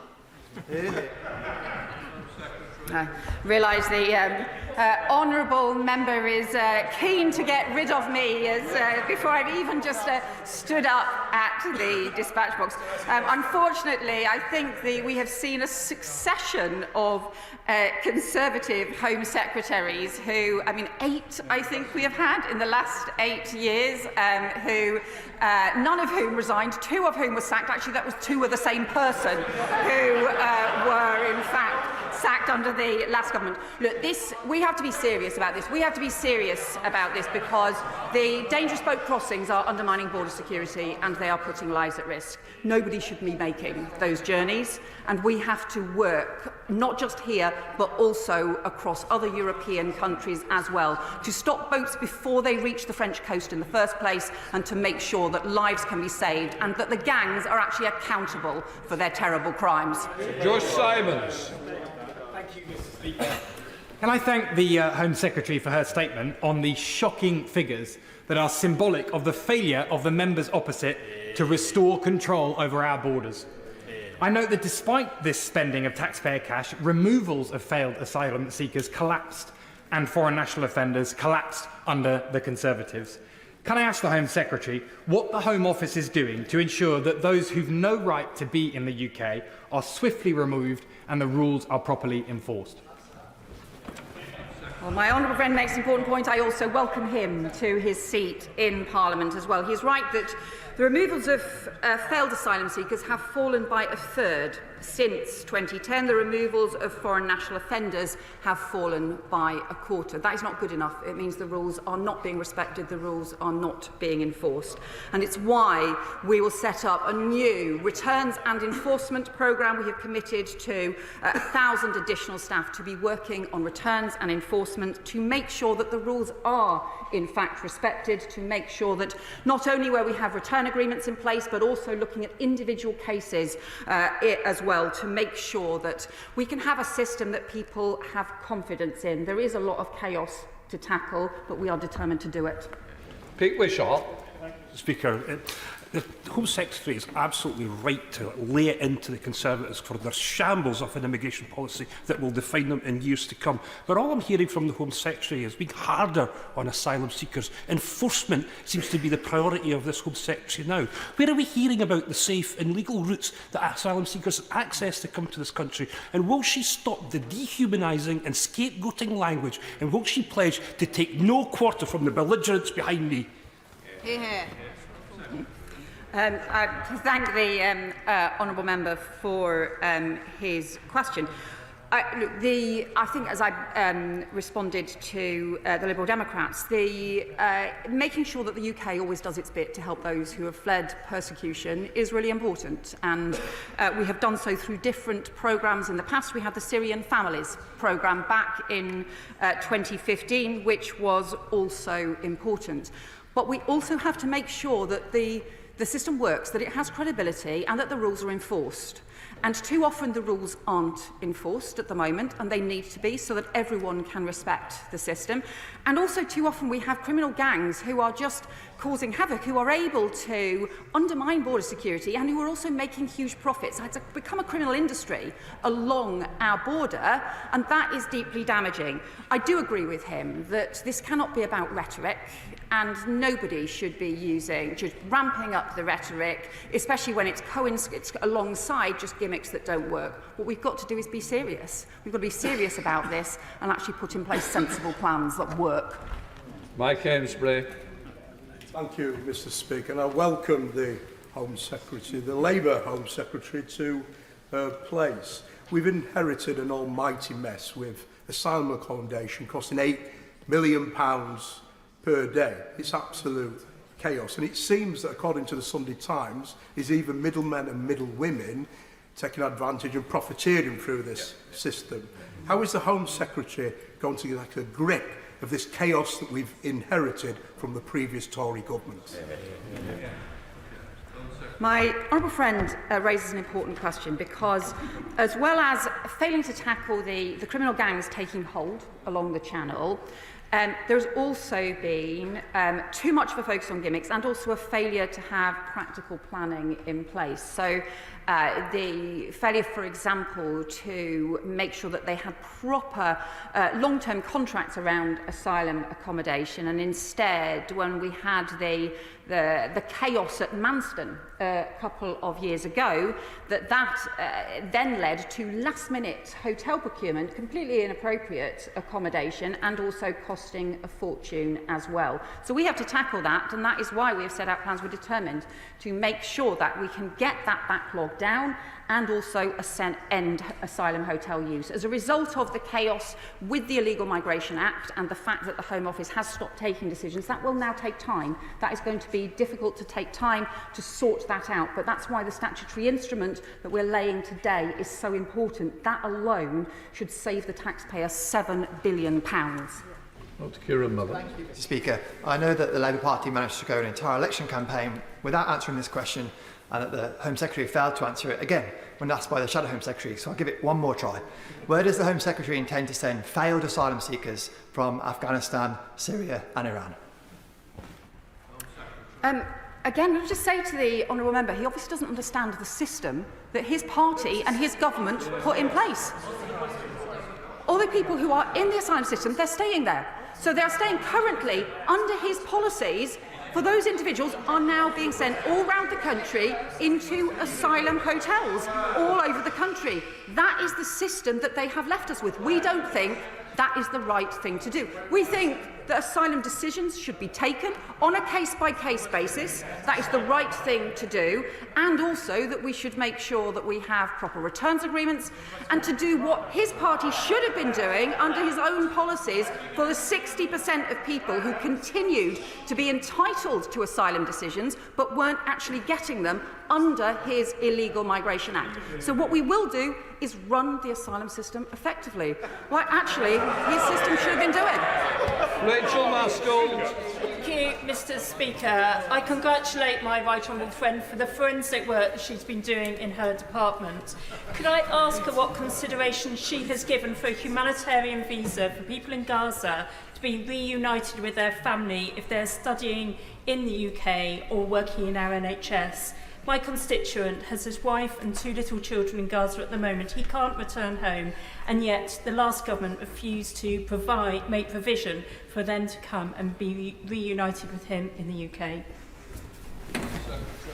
Well, my honourable friend will know that there are obviously long-standing arrangements for family reunion for refugees, and obviously there are also different concerns that have been raised around Gaza, because there's a real importance for people being able to return to their homes as well in the Middle East too. But if she has an individual case that she would like to raise with my right honourable friend, the Immigration Minister, then she's very welcome to do so.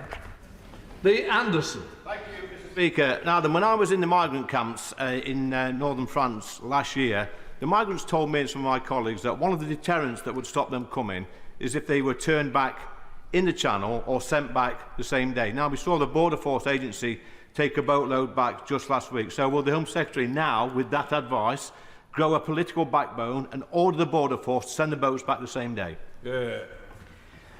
Well, the honourable member refers to the case where there was an incident in the Channel and where there was cooperation between the Border Force and between the French authorities that did also involve returning people to the French coast.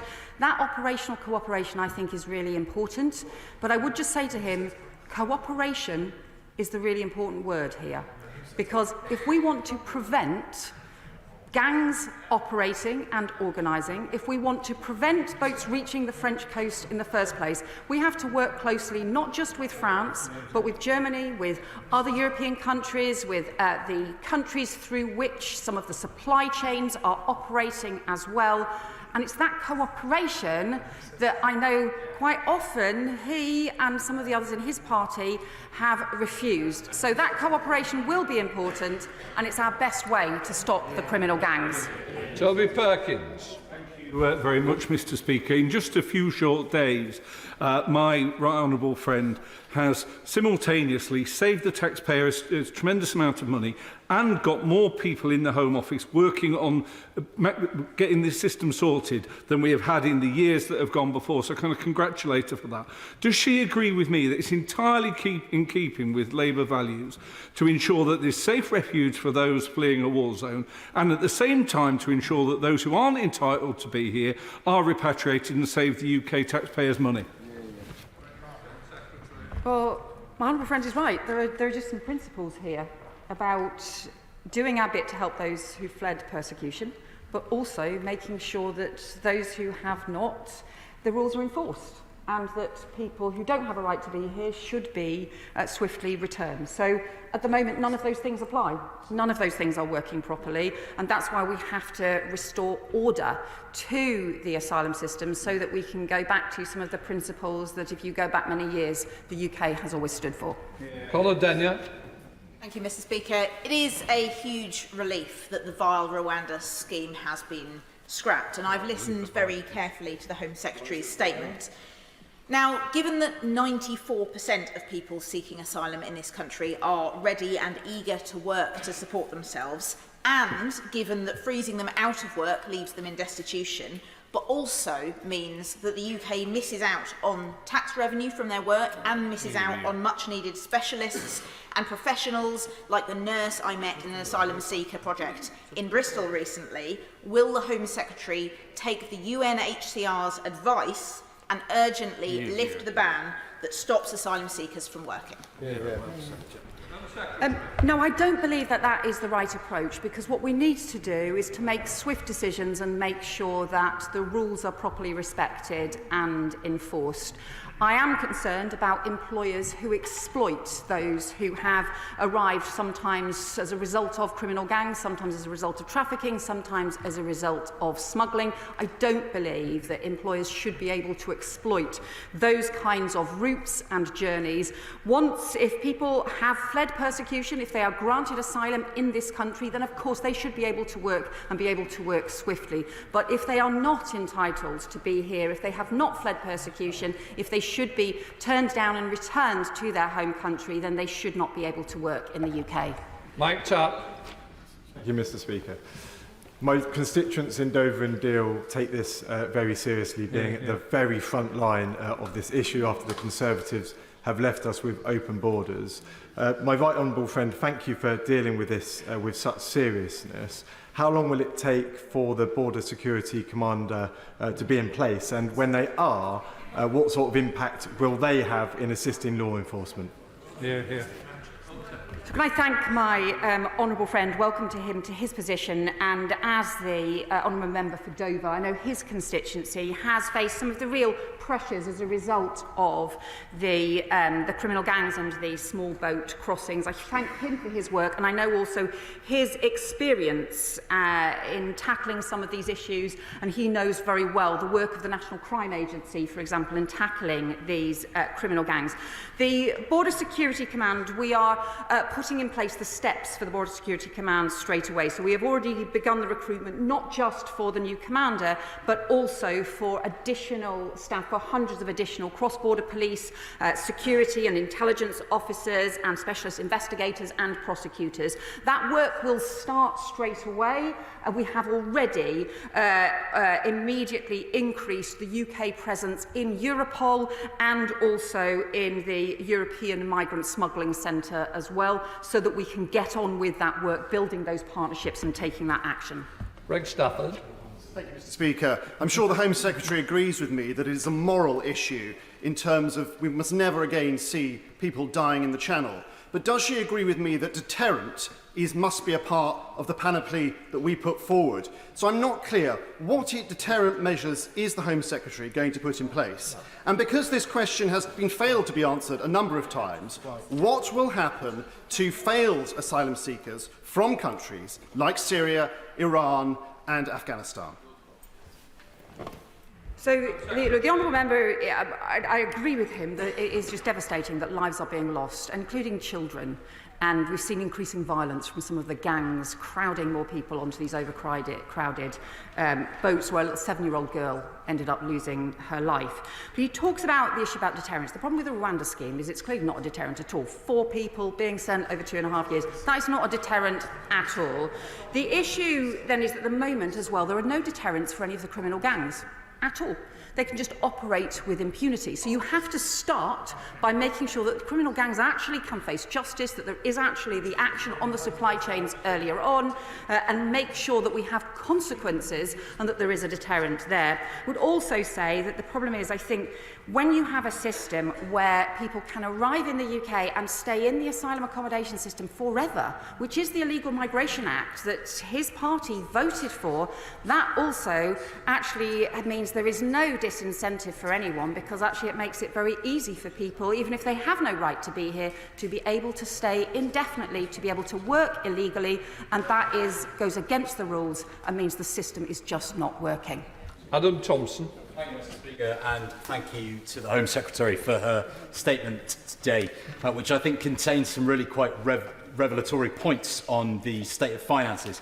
Now, Sandy Acre in my constituency is home, and long has been home, to 2 of the asylum hotels, one of which I was very pleased to see recently closed. But the Best Western Hotel remains open, and this is a huge cost to people in my constituency and across the nation, and indeed leaves asylum seekers caught in an endless and inescapable limbo that they cannot get out of.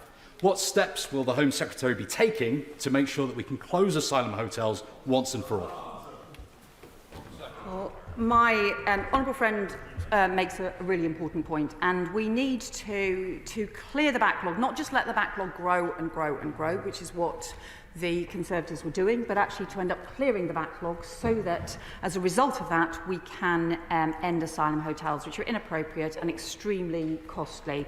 I am concerned that, having discovered that the Home Office had effectively stopped taking the majority of asylum decisions under the Shadow Home Secretary, who doesn't seem to actually know what his own department was doing as a result of his own policies, as a result, that will now take longer to do, but it remains an immensely important thing that we have to do. The other thing we will have to do is to tackle the backlog that they had allowed to grow in the appeals process as well, which is also slowing the system down.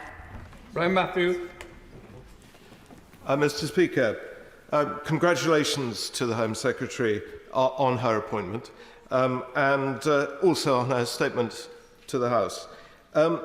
Will asylum seekers, and this is following on, but perhaps with a nuance, will asylum seekers, perhaps after initial registration, be allowed to work and pay taxes while their applications are pending? Thank you.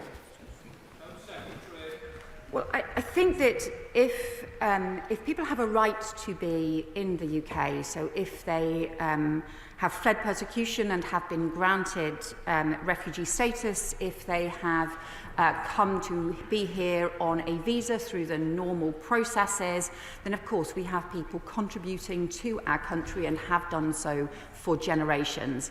But I do also think that if people are not here lawfully, who have not fled persecution and actually should fail the asylum system process and be returned, then they should not be working in the UK. So I think this is simply about having a swift system so you can make decisions quickly and make sure that the rules are enforced.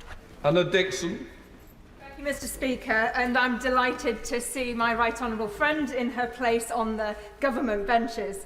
I'm proud that Bradford is a city of sanctuary and of organisations like Bevan Health, set up by a GP in my constituency, that works to deliver healthcare, vital healthcare, to asylum seekers who are awaiting decisions, sometimes over 12 months in many cases, in hotels. So can my right honourable friend provide assurance that asylum seekers will continue to have access to essential healthcare as our government works to clear the asylum backlog, so in future fewer people will be left languishing in hotels? Thank you. Well, Manfred is right that it's really important that we do try and swiftly clear the backlog as rapidly as possible. It does include some people who are very vulnerable and who may be in need of support. It also includes people who shouldn't be in the UK, and the system should work to operate fairly so they are swiftly returned. But we have to actually get back to decision making. You know, I thought I would be coming to this dispatch box and saying, well, what we want to do is we want to speed up decision making, we want to accelerate decision making. I didn't think I would be standing at this dispatch box saying, no, we've got to just restart asylum decision making in the first place because they've just stopped it. I mean, that I really had not expected. I mean, it really is far more shocking than I had imagined, and I really thought I had a good imagination. Richard Trice. Thank you, Mr. Speaker. When you take a drug dealer off the street corner, guess what? Another one appears because of the vile drugs trade and the amount of money involved. My constituents of Boston and Skegness believe it's exactly the same with trying your policy, Home Secretary, of smashing the gangs. If you smash one gang, it's like a game of whack-a-mole. Another one appear, and another one will appear because there is so much money involved. Here's the point. How long will you give your policy, Home Secretary, before realising that the only policy will work is the policy that you actually started last week, which is to pick up and take back to France, which we're entitled to do under international maritime law. It will help British citizens, it will help the British taxpayers, and it will help the French, and it will reduce the magnet factor. Well, what I would say to the honourable member is that no one should be making these dangerous journeys, and the criminal gangs are making massive profits from organising these boats. I just don't think they should be able to get away with it. And they are at the moment. We should be taking action against those criminal gangs, and I simply don't accept that it's impossible to go after the criminal gangs to make sure that you take action not just on the gangs themselves, but also on their supply chains, on the routes in which the boats that are taking, on their finances, and that we properly, substantially increase the law enforcement resources.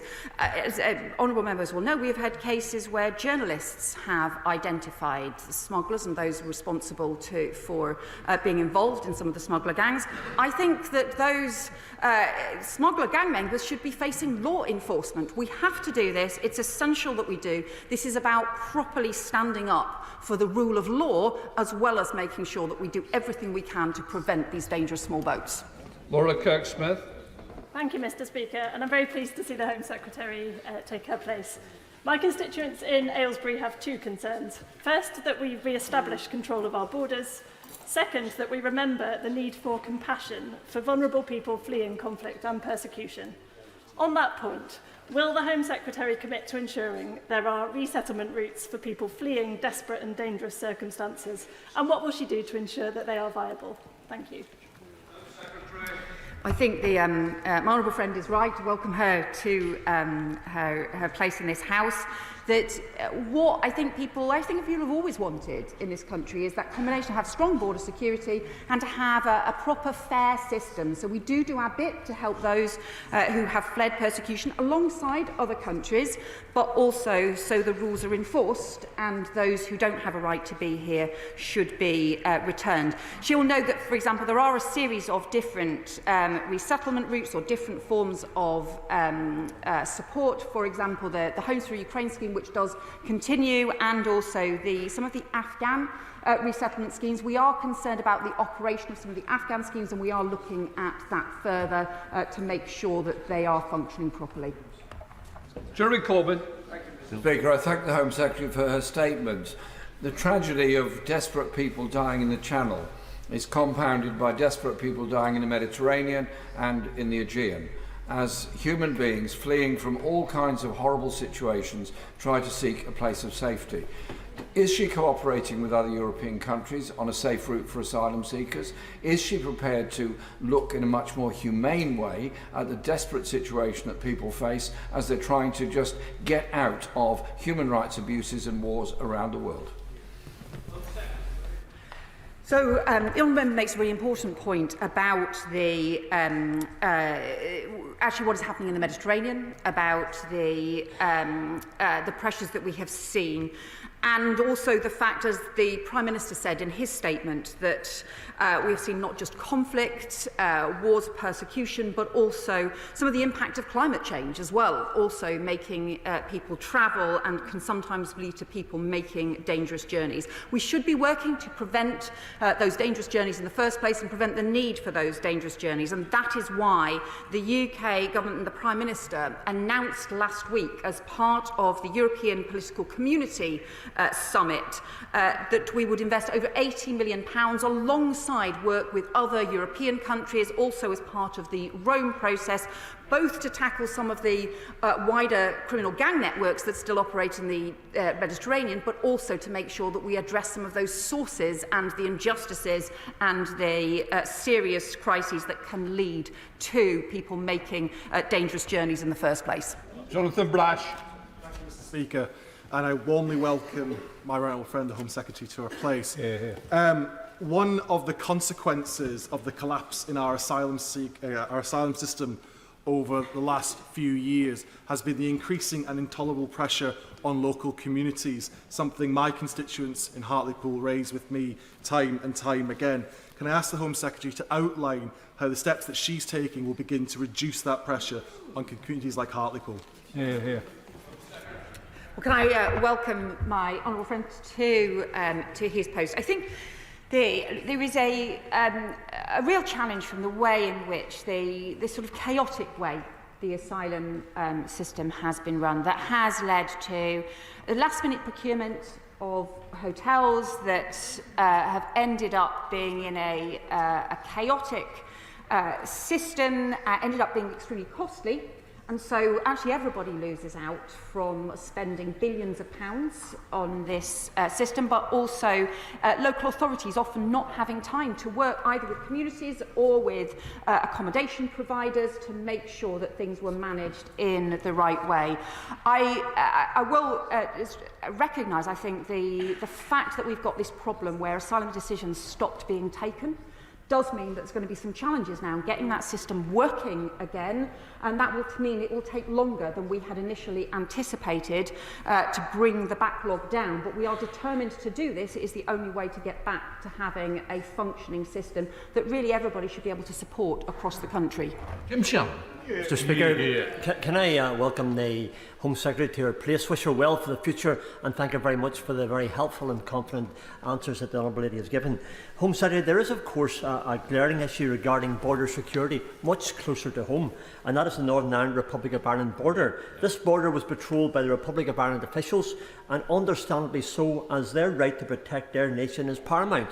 However, this also made clear that the Good Friday Agreement does not preclude the need to exert checks on the border.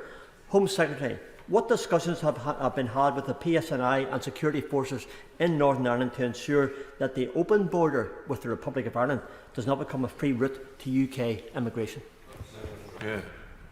Well, it's a pleasure to get my first question from the front dispatch box from the Honourable Member. I look forward to very many more. He, of course, raises important issues. Of course, the border issues, of course, between Northern Ireland and Ireland are, of course, different. We have different arrangements, rightly so, that reflect our long-shared history. But we also have very close cooperation, and we have close policing cooperation, we have close information sharing, we do have additional information sharing that isn't currently possible under the arrangements we've inherited with other European countries, and I think it's really important that those information sharing arrangements continue, and hopefully we can build on them with other European partners as well. Pam Cox. Thank you, Mr. Speaker, and I thank the Home Secretary for her statement. I share her astonishment at the scale of the mismanagement of the asylum system by the previous government. My constituency in Colchester has hosted many asylum seekers and indeed refugees over the years. We're a city of sanctuary. Our local authorities have played a full part in supporting that work. But may I ask the Home Secretary, will she confirm that those local authorities will be fully engaged in work going forward to ensure we've got more effective support systems? Thank you. My honourable friend is right to raise the importance of working closely with local authorities. We are determined to do that. My right honourable friend, the Immigration Minister, already has work in chain looking at how we can better have work and cooperation between the Home Office and the local authorities. And it is also important to recognise that really through very many generations, refugees have come to this country and have contributed to our economy, to society, and been a hugely important part of that. It is partly because it's so important that we have that history, that it's also so crucial to get the whole system functioning again instead of the chaos that we've got at the moment, which just undermines everybody's confidence. Oliver Ryan. I thank the Home Secretary for her statement. The people of Burnley, Padiham and Briarfield want to see these crossings stopped and these gangs smashed, and will welcome her tough action today. Because of the previous government's complete failure to control our borders, they spent millions of pounds a week on asylum hotels. What will she do to speed up the processing of people in those hotels and end their use? We have to do all of these things, Mr. Speaker. We have to, and I welcome the honourable member to Parliament too. We have to have the action on the criminal gangs who are exploiting the situation in the first place, and that does involve much stronger cooperation with other European colleagues, and that must include the new counter-terror powers that will be in the new legislation as part of the King's speech to strengthen the powers against organised immigration crime. But alongside, we've also just got to get the basics right. We've actually got to start taking decisions again, as well as speeding up the asylum decisions and making the system work again.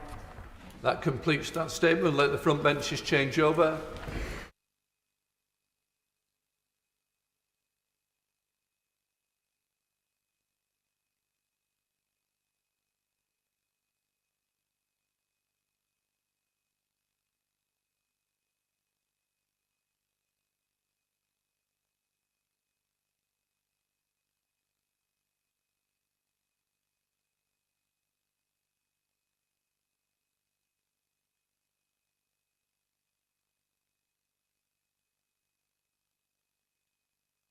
Right, we now come to the next statement. I call Ellie Reeves, Minister.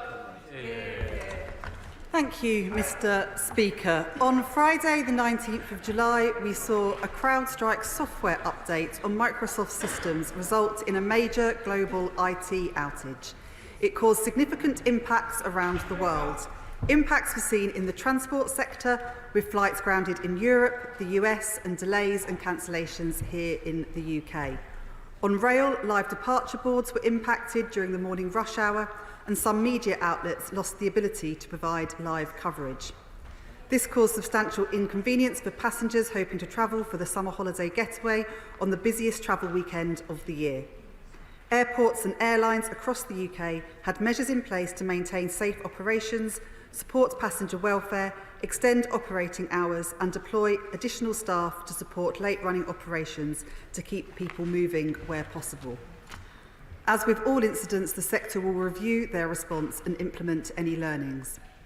More concerningly, large parts of the local UK healthcare system lost access to test results and appointment information, affecting mostly GP services. Tried and tested NHS contingency plans were enacted, and services are expected to be operating at full capacity in the next few days. Small businesses without dedicated IT support systems were heavily impacted due to disruption to card-only payment systems and ATMs, with many resorting to operate with cash only while firms worked to fix their systems. Many firms were able to get back online quickly, and the remaining are expected to restore operations this week. Officials from the National Cyber Security Centre quickly established the outages were not as the result of either a security incident or malicious cyber activity. The cause was instead identified to be a flawed CrowdStrike software update which caused Windows machines to crash. On Friday morning, CrowdStrike issued guidance on how to solve the problem, giving users a manual fix for each affected device or system. I now believe CrowdStrike is in the process of implementing an automated update which can be applied remotely and should therefore speed up recovery. However, there are still residual impacts from the failed update, and it's important that we continue to monitor the situation and the longer-term impacts to UK sectors and secondary impacts from international disruption. Ever since the incident occurred, the government has worked closely with both Microsoft and CrowdStrike. My Cabinet Office officials have been leading coordination of the government response across all impacted sectors of the economy. This included close monitoring of affected public services to ensure business continuity plans were enacted and services were supported as they came back online.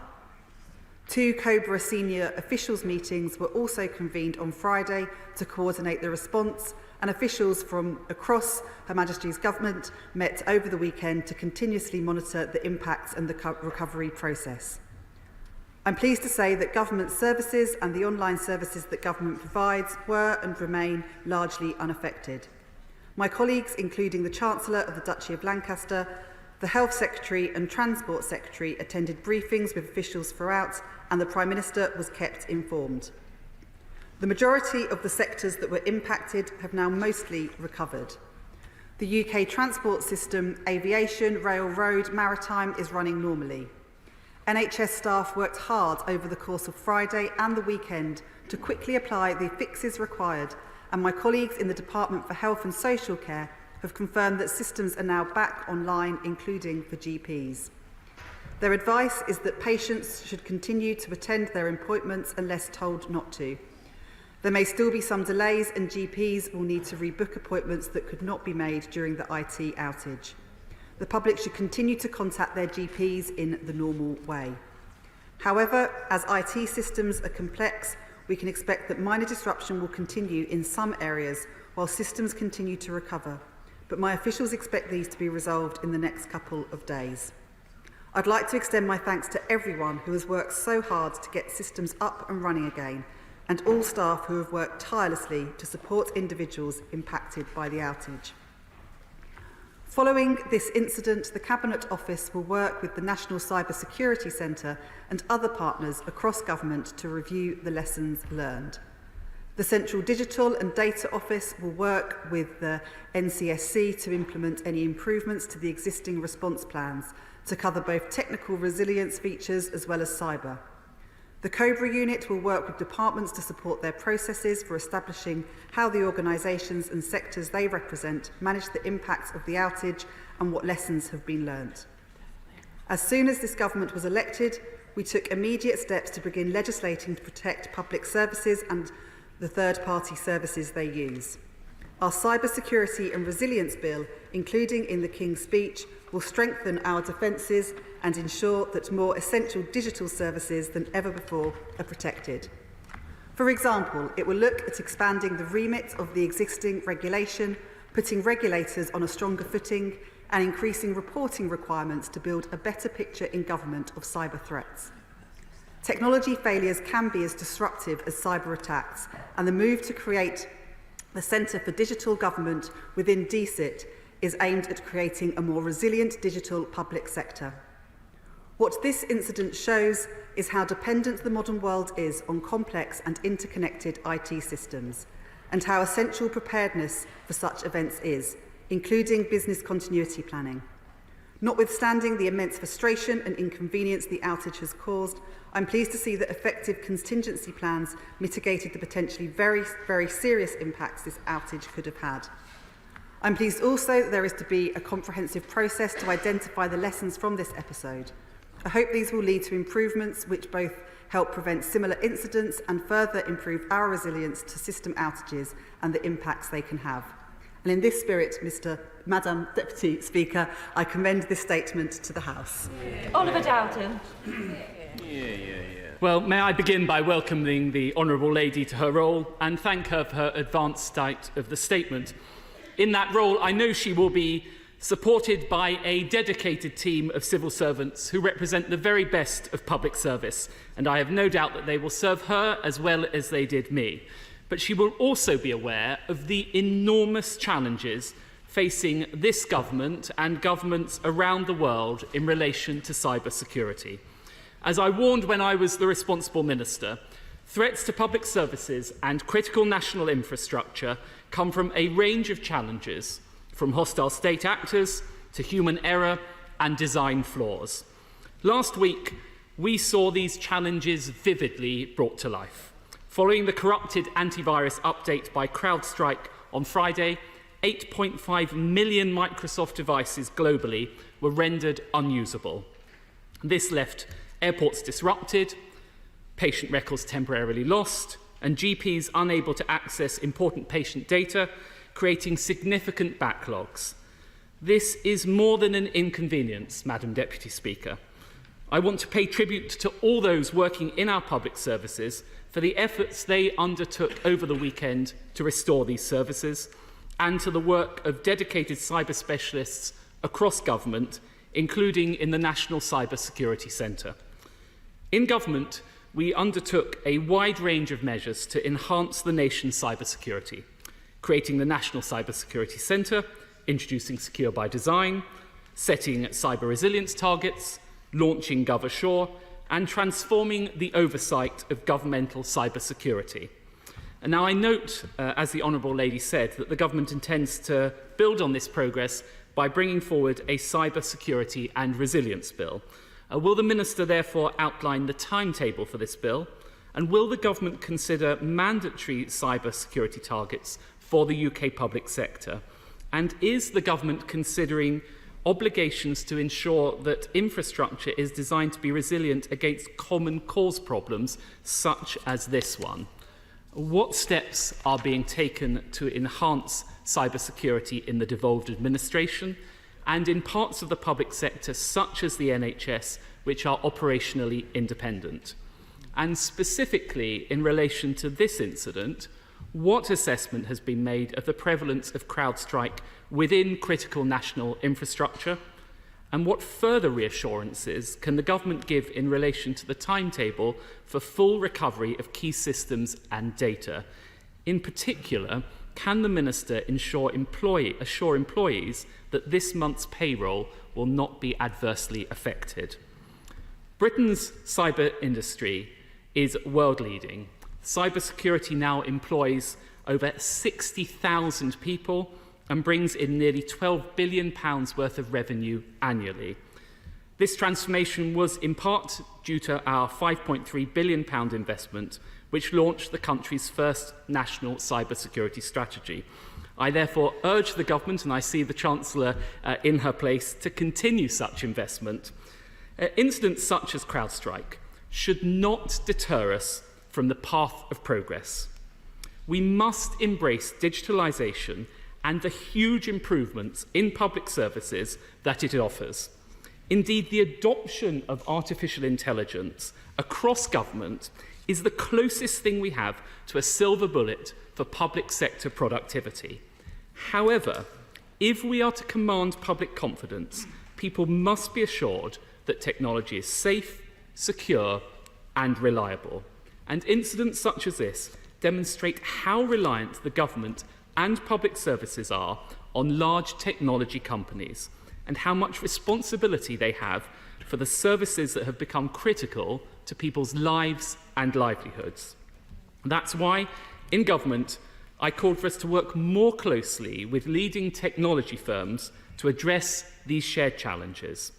The best solution is partnership. So to that end, what further engagement will the Minister undertake with Microsoft and CrowdStrike and the wider sector to ensure there is no such recurrence?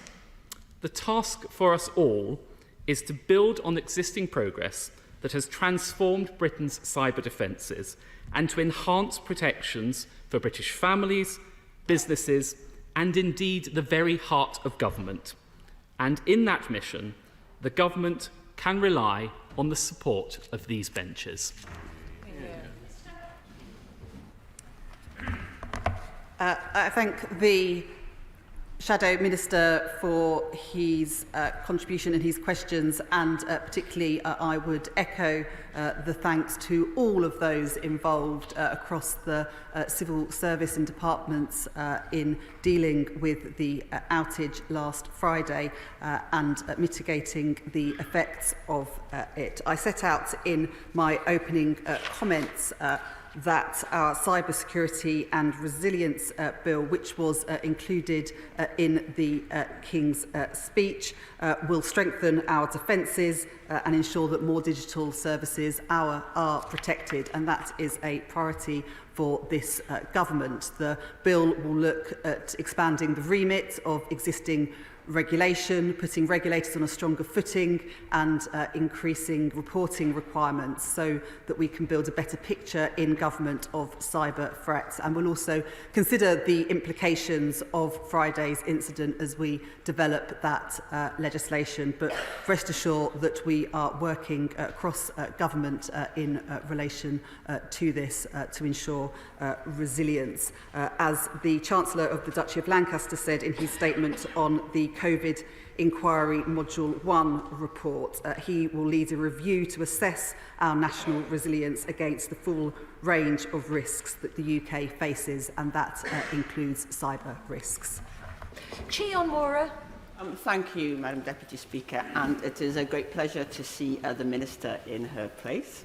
As she said, the CrowdStrike outage is a reminder of the way in which technology is so integrated into our lives, making all our lives better, but also our dependence on standards of development, deployment and integration of new technology, which are largely not visible to us. I was reassured to hear of the steps that government and businesses have been taken to mitigate the impact, but I fear that small businesses and consumers do not have the same resources. So could the Minister tell us, or does she agree, that you shouldn't have to be able to reboot from a blue screen in order to enjoy the benefits of technology? And will her government move to ensure that consumers are better protected? Go ahead. I thank my honourable friend for that contribution, and also want to acknowledge all of the work that she has done in this area. It has been hugely valuable. She makes some really important points about making sure that consumers and small businesses are protected, as well as government departments and bigger business, and I'm sure that will be form part of the lessons learned from this incident, but also feed in to the bill that we'll be introducing. Daisy Cooper. Deputy Speaker, it's my first opportunity to welcome ministers to their places, and thank you for advance sight of the statement. I want to focus on the impact on the NHS in particular, and I'm sure my thanks and that of the entire House goes to all NHS staff who've been scrambling to deal with urgent inquiries from distressed patients. I wonder if I might press ministers for assurances on two particular patient groups who suffer from the need for time-critical care. First of all, there are some patients who always require blood test results before they commence urgent treatment or operations, and I wonder if there are any assurances on what attention they've been given by the NHS, both now and in any future scenarios. And secondly, those patients who are at extreme risk of getting an extremely ill from getting COVID. Since the last government scrapped the COVID medicines delivery unit, many vulnerable patients have been struggling to get the COVID antivirals they need from their GPs in time. That situation is made much worse when this kind of disruption happens. I wonder if you could provide any assurances about any attention that NHS England has given to these two patient cohorts, and if not, whether she might be willing to meet with me to discuss what we might do in future. I thank the honourable member for her question and highlighting the issues facing vulnerable patients. I'm pleased to report that there were no reported impacts to 111 or 999 services, and that patients were able to acknowledge emergency care if required. The majority of the impact to GP services were accessing patient records, GP appointments and prescriptions. Patients who couldn't access GP appointments were able to attend urgent care services, and GPs were able to issue paper prescriptions. But I will pass on her concerns to my colleagues in the Department of Health, because they are incredibly important issues, and we need to make sure that vulnerable patients are protected going forward. Pamela Nash. Thank you, Madam Deputy Speaker, and I'd like to take this opportunity to welcome both you to your very temporary position, and also to my honourable friend on the front bench, welcome her to her role. I'd like to ask if there's any further detail that the Minister could share with the House on the particular impact of this outage in Scotland, and ask her what conversations her department have had with the Scottish Government in recent days.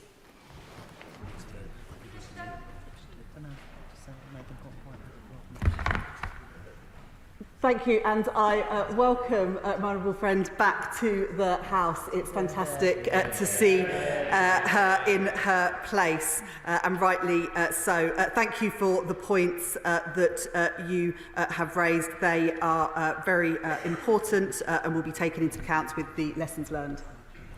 David Mundell. Thank you, Madam Deputy Speaker, and I commend the Minister on her appointment. Does she agree with me that these events demonstrated that we are very far from being in a position to move into a cashless society? And given that the Chancellor is in her place, will she confirm that her government will do everything that it can to support the continued use of cash, which is so important to some of the most vulnerable people in our society? I thank the honourable member for that point. Cash remains the second most commonly used form of payment in the UK, and we remain committed to ensuring access to cash for individuals and businesses. That's why we have got a commitment to 350 banking hubs, so that cash remains available to people. Thank you.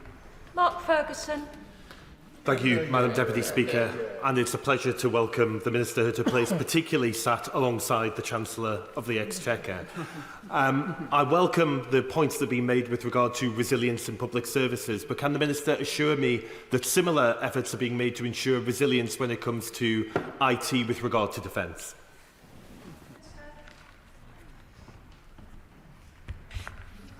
I thank my honourable friend for that contribution, and as I said in answer to a previous question, as soon as this government was elected, we took immediate steps to start legislating to better protect all our public services and the third-party services that they use through the Cybersecurity and Resilience Bill, which will be coming to Parliament.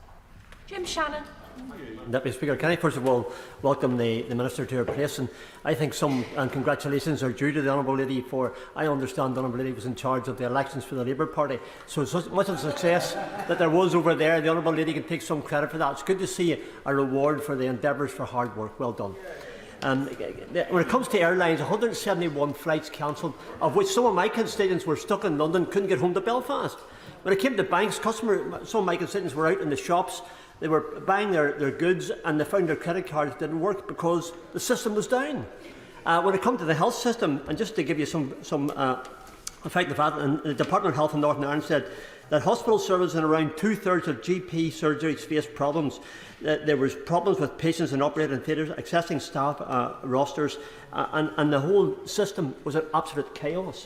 So can I ask the Honourable Lady this question? Yeah, if I can. Does the Minister not agree that the issue has underlined the necessity of ensuring that we are prepared for cyber breakdown, whether that is intentionally done as an attack or unintentionally done? And would the Minister outline perhaps our preparedness for situations such as this, as well as our resilience in moving forward from those type problems for all parts of the United Kingdom, of Great Britain and Northern Ireland? Thank you. I thank the honourable member for his kind comments, and can I just say that I'm sorry to learn of his constituents who were unable to get flights home or were unable to get GP appointments. I've talked in the statement about resilience going forward and making sure that we expand our cyber resilience, putting regulators on a stronger footing and getting a clear picture of cyber threats and how they can be dealt with. And he raises some very important points about that. Kit Malthouse. Thank you, Madam Deputy Speaker. This was an extremely serious incident, which I suspect may well be detectable in the next GDP figures that we see coming out of the ONS. But I had two questions. In her statement, the Honourable Lady said she was pleased to say that government services and the online services that government provides were and remain largely unaffected. Could you just tell us which were in fact affected, or was largely just a euphemism for not affected at all? And secondly, it's quite difficult for members to get a handle on the full impact and spread of this particular contagion. Will she commit to lay in the House some kind of report that details the sectors that were affected, how seriously they were affected, including government systems, and whether and how there will be any resolution in the future? Because obviously we need to report to our constituents that in future these things are less likely to occur. I set out the impact that the incident had on, for example, GP services, but things like the emergency services remained unaffected as far as we are aware. We are undergoing the lessons learned from the incident, and I'm sure we'll report back on that once that's been completed. Joshua Reynolds. Thank you, Madam Deputy Speaker. GPs in my constituency of Maidenhead were affected on Friday like so many others, and I'd like to thank them for the work they did when, even though patients weren't able to get test results and appointments were missed, they managed to make sure that people received the best care possible.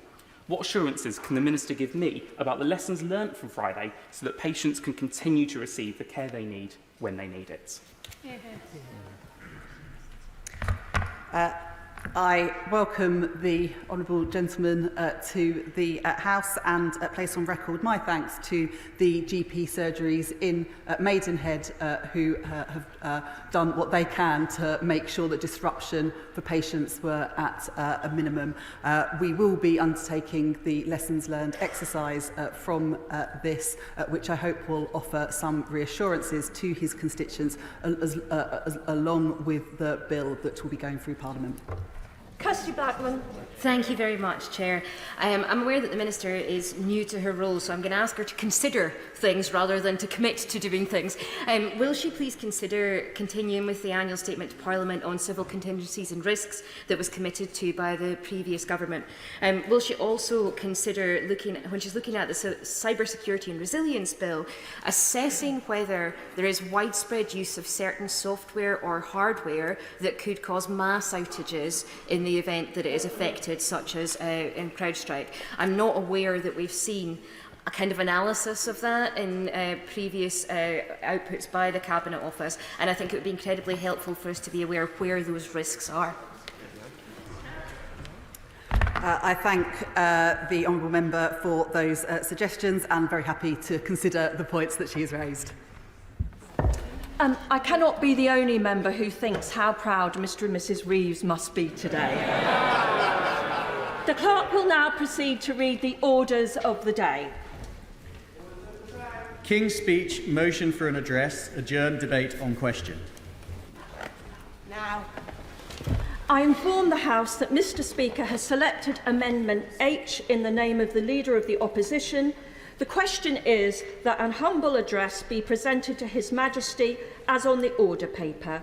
I call Jeremy Hunt to move the amendment. Madam Deputy Speaker, I beg to move the amendment in the name of myself and the Leader of the Opposition.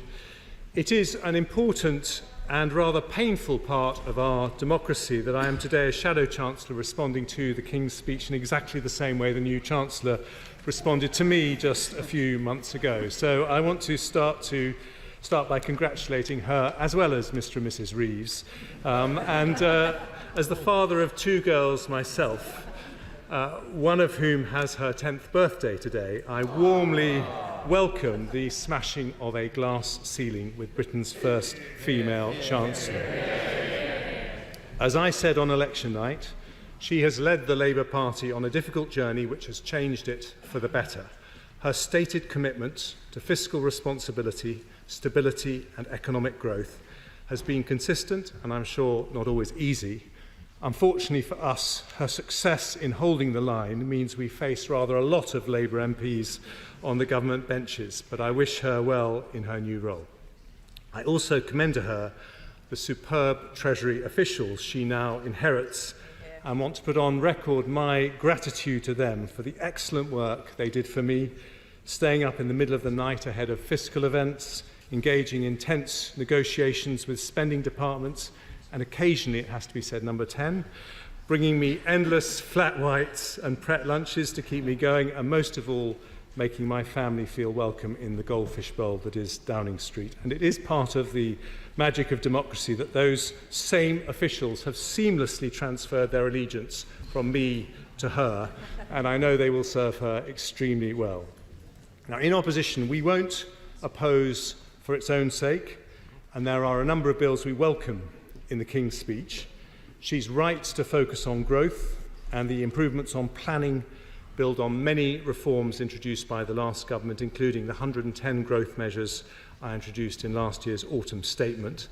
Any boost to house building is also welcome. We delivered 1 million homes in the last Parliament, and she will soon find out that if she's to deliver 1.5 million, she won't be able to duck reforming environmental regulations, a change which Labour blocked in the last Parliament, but which will deliver an extra 100,000 homes.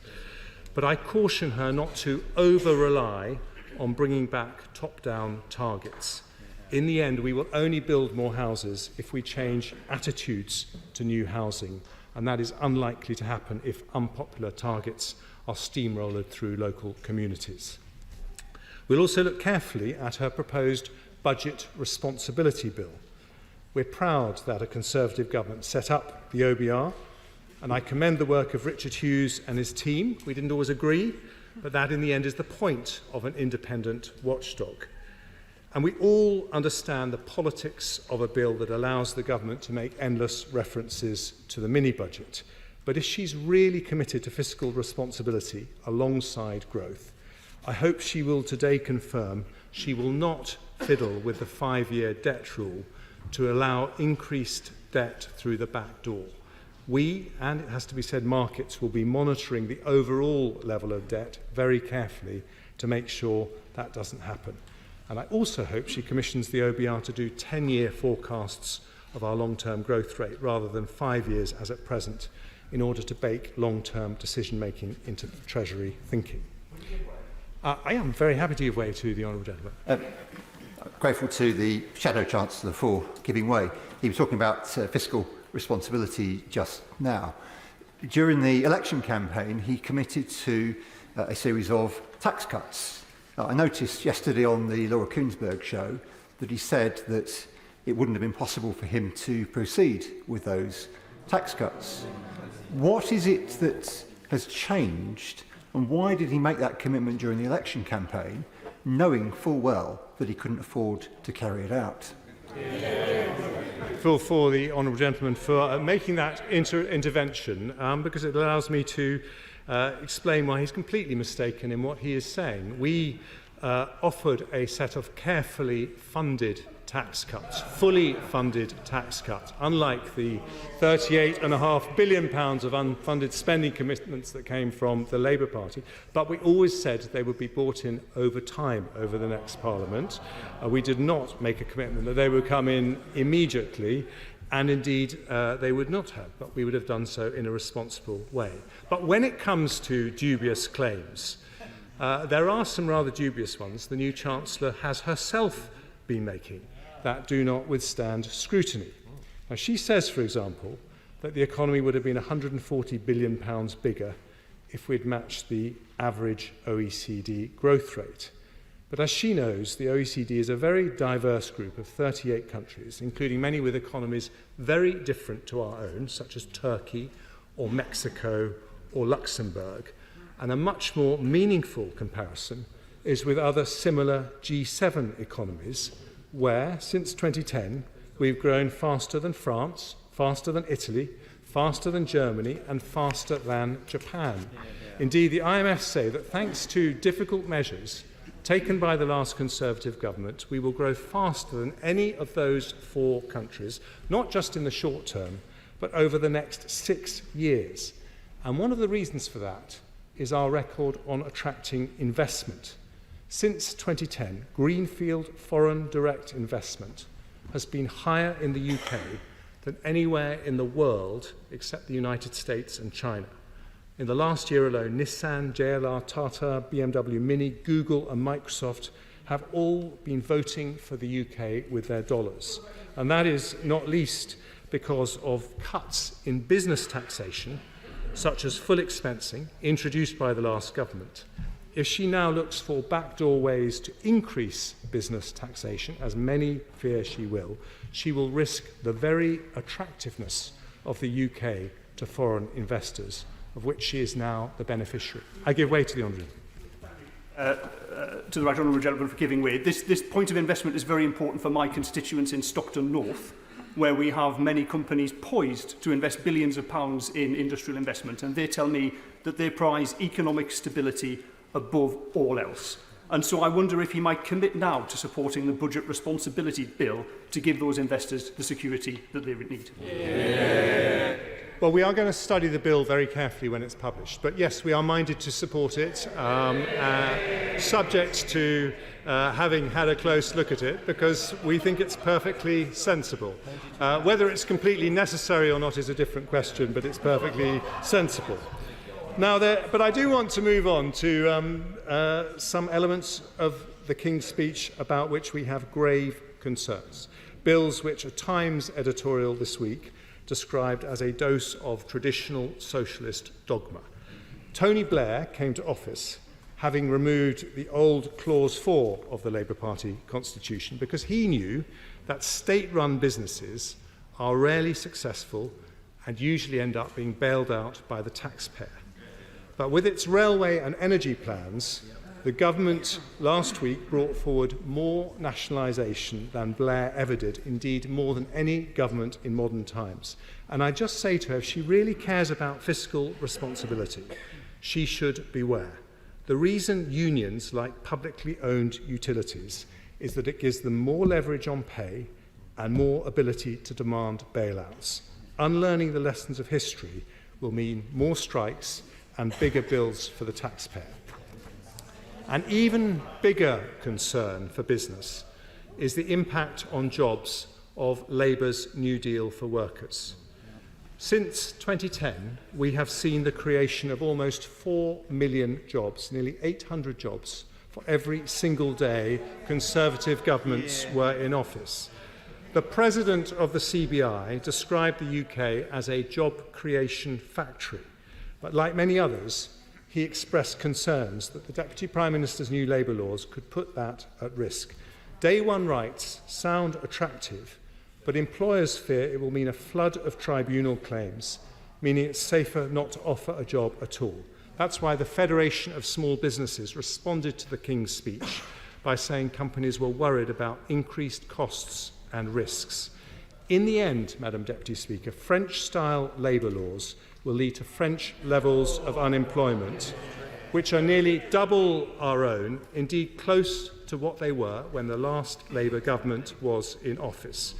By contrast, Conservatives have nearly halved unemployment over the last 14 years, and it would be a tragedy for working families up and down the country if the new government turned the clock back. Finally, the most dubious claim that we have heard of all is this nonsense about the worst economic inheritance since the Second World War, which everybody knows is just a pretext for long-planned tax rises. You can see what nonsense this is from a simple comparison to the last time we had a change of party running the government in 2010. Inflation then was 3.4% compared to 2% today. Unemployment was at 8% compared to 4.4% today. Growth was forecast at the time to be one of the slowest in the G7 compared to the fastest today. Instead of an economy where markets and the pounds were facing meltdown, she has inherited one which the ONS said growth was going gangbusters. And since the election, that has been backed up by even more data. May's GDP figures show Britain's growth was double the rate predicted by economists, the fastest in more than 2 years. New figures from S&P show that in February, British businesses were amongst the most optimistic in the world. Top of the league again, according to the ONS. Inflation has remained at the target 2% level. Now, in her BBC interview yesterday, the Chancellor, old habits die hard, glossed over those figures, putting on the most shocked expression she could muster to pretend that public finances are worse than she expected.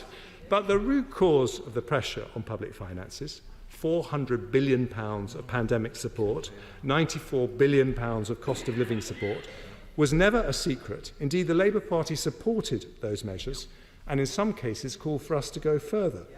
Nor were the difficult decisions we had to take to pay for them a secret either.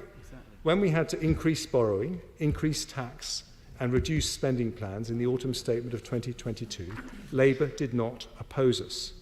Like all chancellors, she faces fiscal challenges. Welcome to the job. But let me tell her, that job is a whole lot easier because faced with an economic crisis 2 years ago, Conservatives took decisions that her predecessor Labour government ducked completely after the financial crisis. And that's why she has a deficit of 4.4% this year compared to 10.3% left behind for the Conservatives in 2010. And she didn't just compare her inheritance to 2010. She claimed, Madam Deputy Speaker, to have the worst inheritance since the Second World War. Is she really saying that she faces conditions worse than Geoffrey Howe in 1979 with a winter of discontent, stagflation, 83% top rate of tax and a Labour government that went with a begging bowl to be bailed out by the IMF?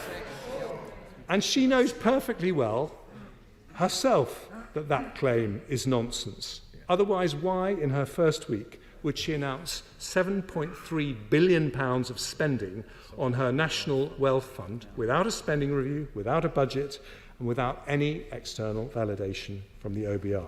As Paul Johnson of the IFS says, thanks to the OBR, the nation's books are wide open and fully transparent, so pretending things are worse than expected, his words, really won't wash. And as she establishes her reputation, it is surely unwise to base your big central argument on a claim so patently ridiculous. But we all know exactly why she's doing it. She wants to lay the ground for tax rises that she has been planning all along. And that leads to two major concerns on this side of the House. The first is this. She says her number one mission is growth. But all around the world, evidence suggests countries with higher taxes tend to grow more slowly. Lower taxes, when funded properly, boost growth, as we saw with full expensing and the national insurance cuts last year, both of which the OBR confirmed add to our GDP. But keeping taxes down is hard work. I saw the numbers she's seeing just a few weeks ago, and the official advice was clear. With public sector pay restraint, productivity plans, such as we announced in the budget, and welfare reform, it's perfectly possible to balance the books without tax rises. Not easy, but government never is, but not impossible. Yet all those three things, pay restraint, productivity improvements, and welfare reform, were glaringly omitted from the King's speech. Instead, she's chosen an easier path. What Labour Party sources told The Guardian was a doctor's mandate to raise taxes. Now, she's ruled out raising income tax, national insurance and VAT. But she shouldn't think for 1 second that other tax rises will not impact working people. Capital gains tax destroys the pensions people build up over their lifetime. Business tax rises are passed on to customers, leading to higher bills, and taxes on banks and energy companies lead to fewer companies operating in the UK, a lower tax take, and less money for public services like the NHS. And that, to conclude, Madam Deputy Speaker, is the biggest contradiction in this new programme. A government that says it wants the fastest growth in the G7, but plans tax rises in the very same breath that will make that growth harder, if not impossible, to achieve. But even if such an approach is misconceived. It is nonetheless a legitimate choice for a governing party. What is not acceptable is just 18 days after the election to be laying the ground for tax rises after she promised us 50 times in the election campaign she had no plans to raise them. Every Labour government in history has raised taxes and raised spending. If she wanted to do the same, she should have had the courage to make the case for that before the election. Instead, she is softening us up for a colossal U-turn that will lead to lower growth, less money for public services and massive public anger, which is why I commend to the House the amendment in the Opposition's name. The original question was that a humble address be presented to His Majesty, as on the order paper, since when Amendment H has been proposed, as on the order paper. The question is that the amendment be made. The Chancellor. Thank you, Madam Deputy Speaker. It is a pleasure to open today's King's Speech debate on behalf of His Majesty's Government. And I always enjoy debating the Right Honourable Gentleman, though I must say I rather prefer doing it from this side of the chamber. I appreciate his generous words on my appointment and also his tribute to officials who I can confirm are indeed first-rate. It has been over 14 years since a Labour government was in office for a state opening of Parliament. 14 years of chaos, 14 years of economic irresponsibility, 14 years of wasted opportunities. And 14 years since there has been a Labour Chancellor of the Exchequer standing at this dispatch box. Today I pay tribute to my most recent Labour predecessor, the late Lord Darling.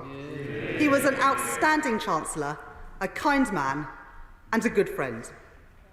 Mr Speaker, it is also the very first time that there has been a female Chancellor of the Exchequer. Now, on my arrival at the Treasury, I learnt that there is some debate about when the first Chancellor was appointed. It was either 800 years ago, when one Ralph de Leicester was given the title of Chancellor of the Exchequer for the first time. Alternatively, 900 years ago, when Henry the Treasurer was referenced in the Domesday Book. Or even 1,000 years ago, when Alfred the Great was in effect the first Master of the Mint. Either way, I am sure that the whole House would agree on one thing. Madam Deputy Speaker, we have waited far too long for a woman to be Chancellor of the Exchequer. And so I stand here today proud, but also deeply conscious of the responsibility that I now have. A responsibility to women across the country whose work is too often undervalued. And a responsibility to every young woman and girl who should know that there is no ceiling on their ambitions and no limit on their potential. I'll give way. Very much. 7 Tory men have stood at the dispatch box over the last 14 years, and the result has been an economic crisis, crumbling public services and a cost of living crisis. Can we expect a change of approach from the new Chancellor and female Chancellor of the Exchequer?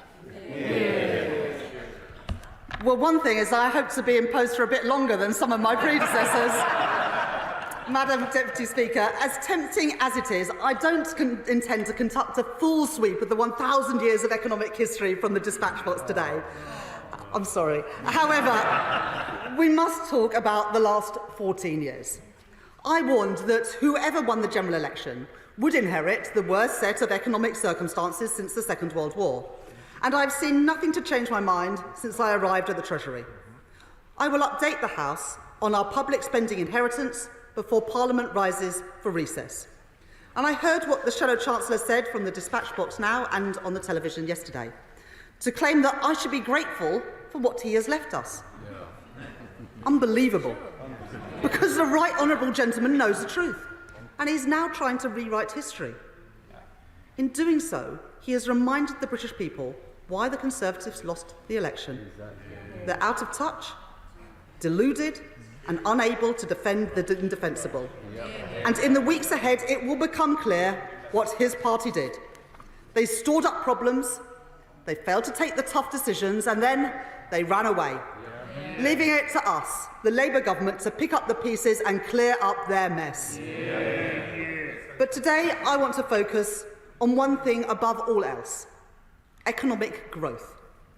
Since 2010, Conservative Chancellor after Conservative Chancellor, including the Right Honourable gentleman opposite, have stressed the importance of economic growth. We've had more growth plans than we've had Prime Ministers or Chancellors, and that's quite a lot. But growth requires more than talk. It requires action. Like so much else with the previous administration, when you scratch beneath the surface, the facade crumbles, and all that is left is the evidence of 14 years of failure. I'll give way to my honourable friend. I thank my right honourable friend for giving way, and I congratulate her on her appointment. She's making an excellent speech. Friday's ONS report showed that public sector borrowing was 25% higher than forecast. Does she agree with me that this underlines why it was so important to have a fully costed and fully funded manifesto to restore confidence in the public finances, and why it was a surprise that certain other parties did not follow the same route? I thank my honourable friend for that question, and he speaks powerfully, and I want to pay tribute to the work that he did in the last Parliament, particularly around education and skills. I think it's a really important point, this, because the manifesto that we stood on, for me, the most important pages were the 3 grey pages at the back of the manifesto that set out all of our spending commitments and how they are paid for. And that was important because to earn the trust of the electorate, you have to be really clear of where the money's going to come from and what you're going to use it for. And that's what we did in our manifesto, and that's what we will do in government. Now, the Right Honourable gentleman, the Shadow Chancellor, made some points about GDP and comparing it with other countries. But since 2010, UK GDP per capita, and that's the most important measure because that is how people feel, the money that they have. It's grown slower than the G7 average, it's grown slower than the EU average, and it's grown slower than the OECD average. Treasury analysis that I requested when I became Chancellor shows that had the UK economy grown at the average OECD rate these last 14 years, our economy would be over £140 billion bigger today. This could have brought in an additional £58 billion of tax revenues in the last year alone, money that could have been used for our schools, our hospitals and other vital public services. Madam Deputy Speaker, growth is about more than just lines on a chart, though. It's about the money in people's pockets. And Treasury analysis shows that achieving the rate of growth of similar economies would have been worth more than £5,000 for every household in Britain. Now, the Shadow Chancellor stands up today and once again claims that he's bequeathed a great legacy. I mean, seriously, it's the first Parliament on record where living standards were lower at the end of the Parliament than they were at the start. The highest level of debt since the 1960s. The highest tax burden in 70 years. Mortgages through the roof. The economy only just recovering after last year's recession. Economic inactivity numbers last week showing a further rise. And borrowing numbers last week showing over £3 billion more borrowing than the OBR expected. That is their legacy. Madam Deputy Speaker, if that is such a good inheritance, I would hate to see what a bad one looks like. And I think deep down the Shadow Chancellor knows this. In fact, he does know it. Yesterday, the Shadow Chancellor admitted what we all know, that the manifesto that he campaigned on was undeliverable, that the money for the tax cuts that he promised simply was not there. And if the Shadow Chancellor wants to show the country that his party has listened, that they have learned from their mistakes, the Shadow Chancellor would have used his speech this afternoon to apologise, but he didn't. And it tells you everything you need to know about this Conservative Party. Party first, country second. Political self-interest ahead of the national interest. Irresponsibility before the public good. So let me say this to the Conservative Party.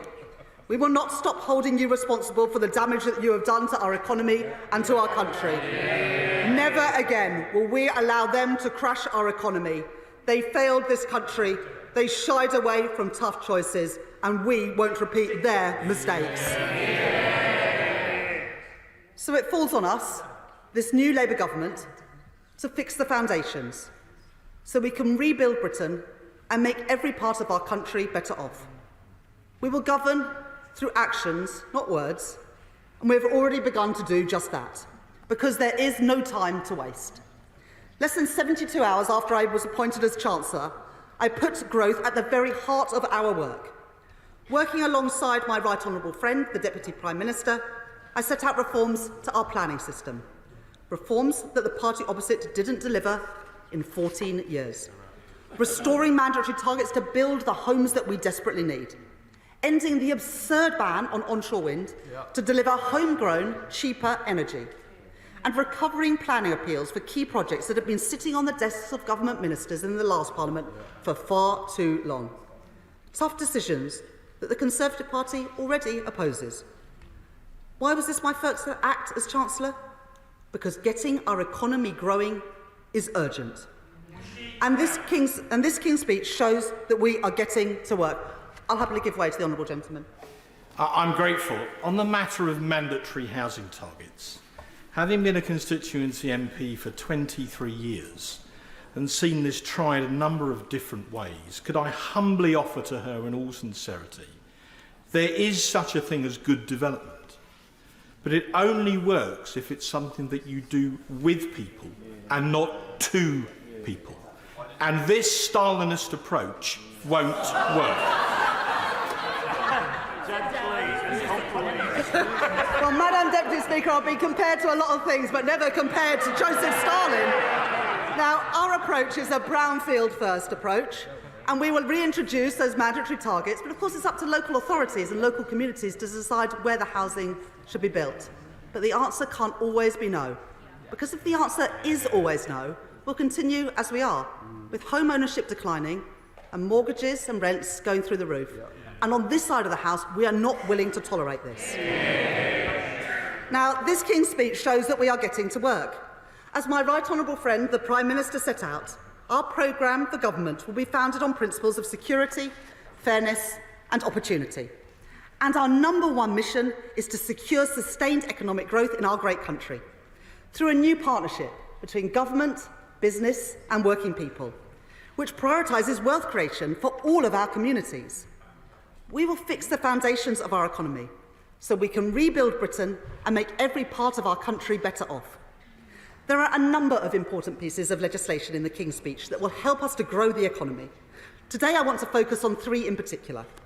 The Budget Responsibility Bill to restore economic stability, the National Wealth Fund Bill to drive investment, and the Pension Scheme Bill to reform our economy.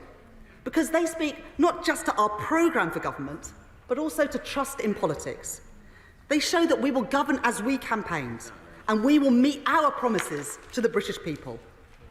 Madam Deputy Speaker, in the election campaign, I said that the first step that we would take would be to restore economic stability, because stability is the precondition to a healthy and growing economy. It is how we keep taxes, inflation and mortgages as low as possible. After years of irresponsibility, we are putting our economy on firm ground once again.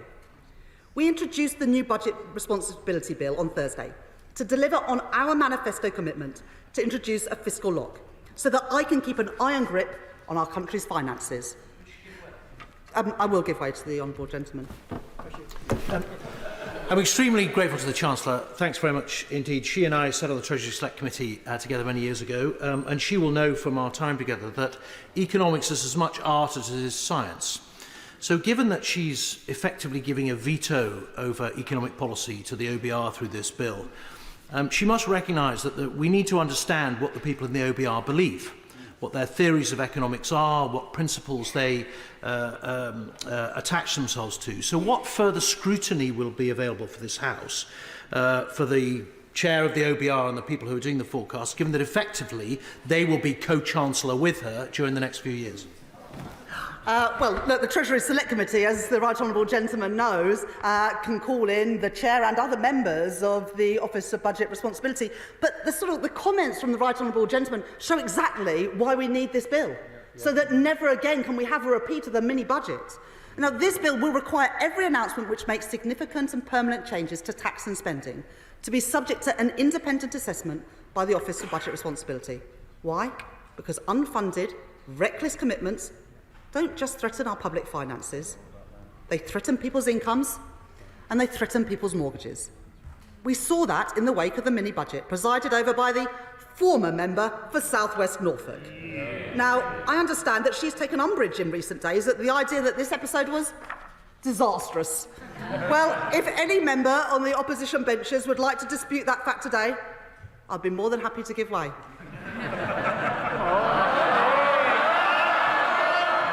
Well, they cheered at the time, Madam Deputy Speaker, but they're not cheering it now, and I don't imagine they put that on their leaflets.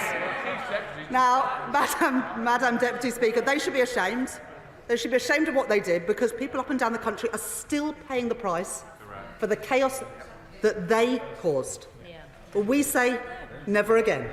And the Budget Responsibility Bill will enshrine that commitment in law. Will my right honourable friend give way? I will give way, yes. Well, those from the party opposite during the pandemic were awarded, their friends and family were awarded contracts for work that were never fulfilled. And my constituents in York Outer would love to know how can we get their money back, perhaps through the role of the COVID Corruption Commissioner. Well, I enjoyed campaigning for my honourable friend in York Outer, and it's great to see him in his place today. Madam Deputy Speaker, stability means a tough set of fiscal rules, but it also means spending public money wisely, as my honourable friend says. The past government hiked taxes while allowing waste and inefficiency to spiral out of control. Nowhere was this more evident than during the pandemic, especially when it came to PPE. Because the former Prime Minister, when he was Chancellor, signed cheque after cheque after cheque for billions of pounds worth of contracts that did not deliver for the NHS when it needed it. And that is simply unacceptable. So today I can announce that I am beginning the process to appoint a COVID Corruption Commissioner to get back what is owed to the British people. Because that money today in the hands of fraudsters belongs in our public services, and we want that money back. The Commissioner will report to me, working with the Secretary of State for Health and Social Care, and their report will be presented to Parliament for all members to see. Because, Madam Deputy Speaker, I will not tolerate waste. I will treat taxpayers' money with respect, and I will return stability to our public finances. Madam Deputy Speaker, the second bill I want to speak to today is the National Wealth Fund Bill. We know that economic stability is vital for investors and for business. The small business looking to grow, the global business looking to expand in the UK, the entrepreneur looking to take their first steps. And to support them, stability must sit alongside investment. I will give way to the honourable gentleman. I'm grateful to the Chancellor for giving way, and I wonder, in relation to the effective use of public funds, whether she's aware not only of the alleged corruption of the way in which COVID aid was distributed, but if you look at the way that, in fact, a large number of tax loopholes exist in this economy. For example, in Cornwall, over £500 million of taxpayers' money was handed out to holiday homeowners, not only through COVID aid, but also through the small business rate relief scheme, and indeed other tax loopholes, whilst at the same time only a third of that amount has gone into social housing for first-time users. So will the Chancellor look indeed at the whole issue of parity of the way in which public funds are used in order to support people who need housing? Well, I would like to welcome the honourable member back to this place. I enjoyed sparring with him in my early days in Parliament, and it's great to see him back in the House. And the honourable gentleman is absolutely right that we need to get value for money for all tax incentives, and I will make sure that the Treasury, but also the Department, the Ministry for Housing, Communities and Local Government looks at the changes that he suggests. The last government's record on investment was dismal.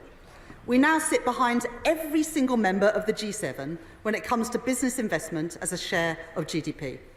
Now, that isn't an abstract economic problem. Weak investment holds back productivity and it hurts living standards. It leaves households poorer and it leaves wages lower. So this King's Speech deals directly with the need to unlock private investment through a new National Wealth Fund Bill.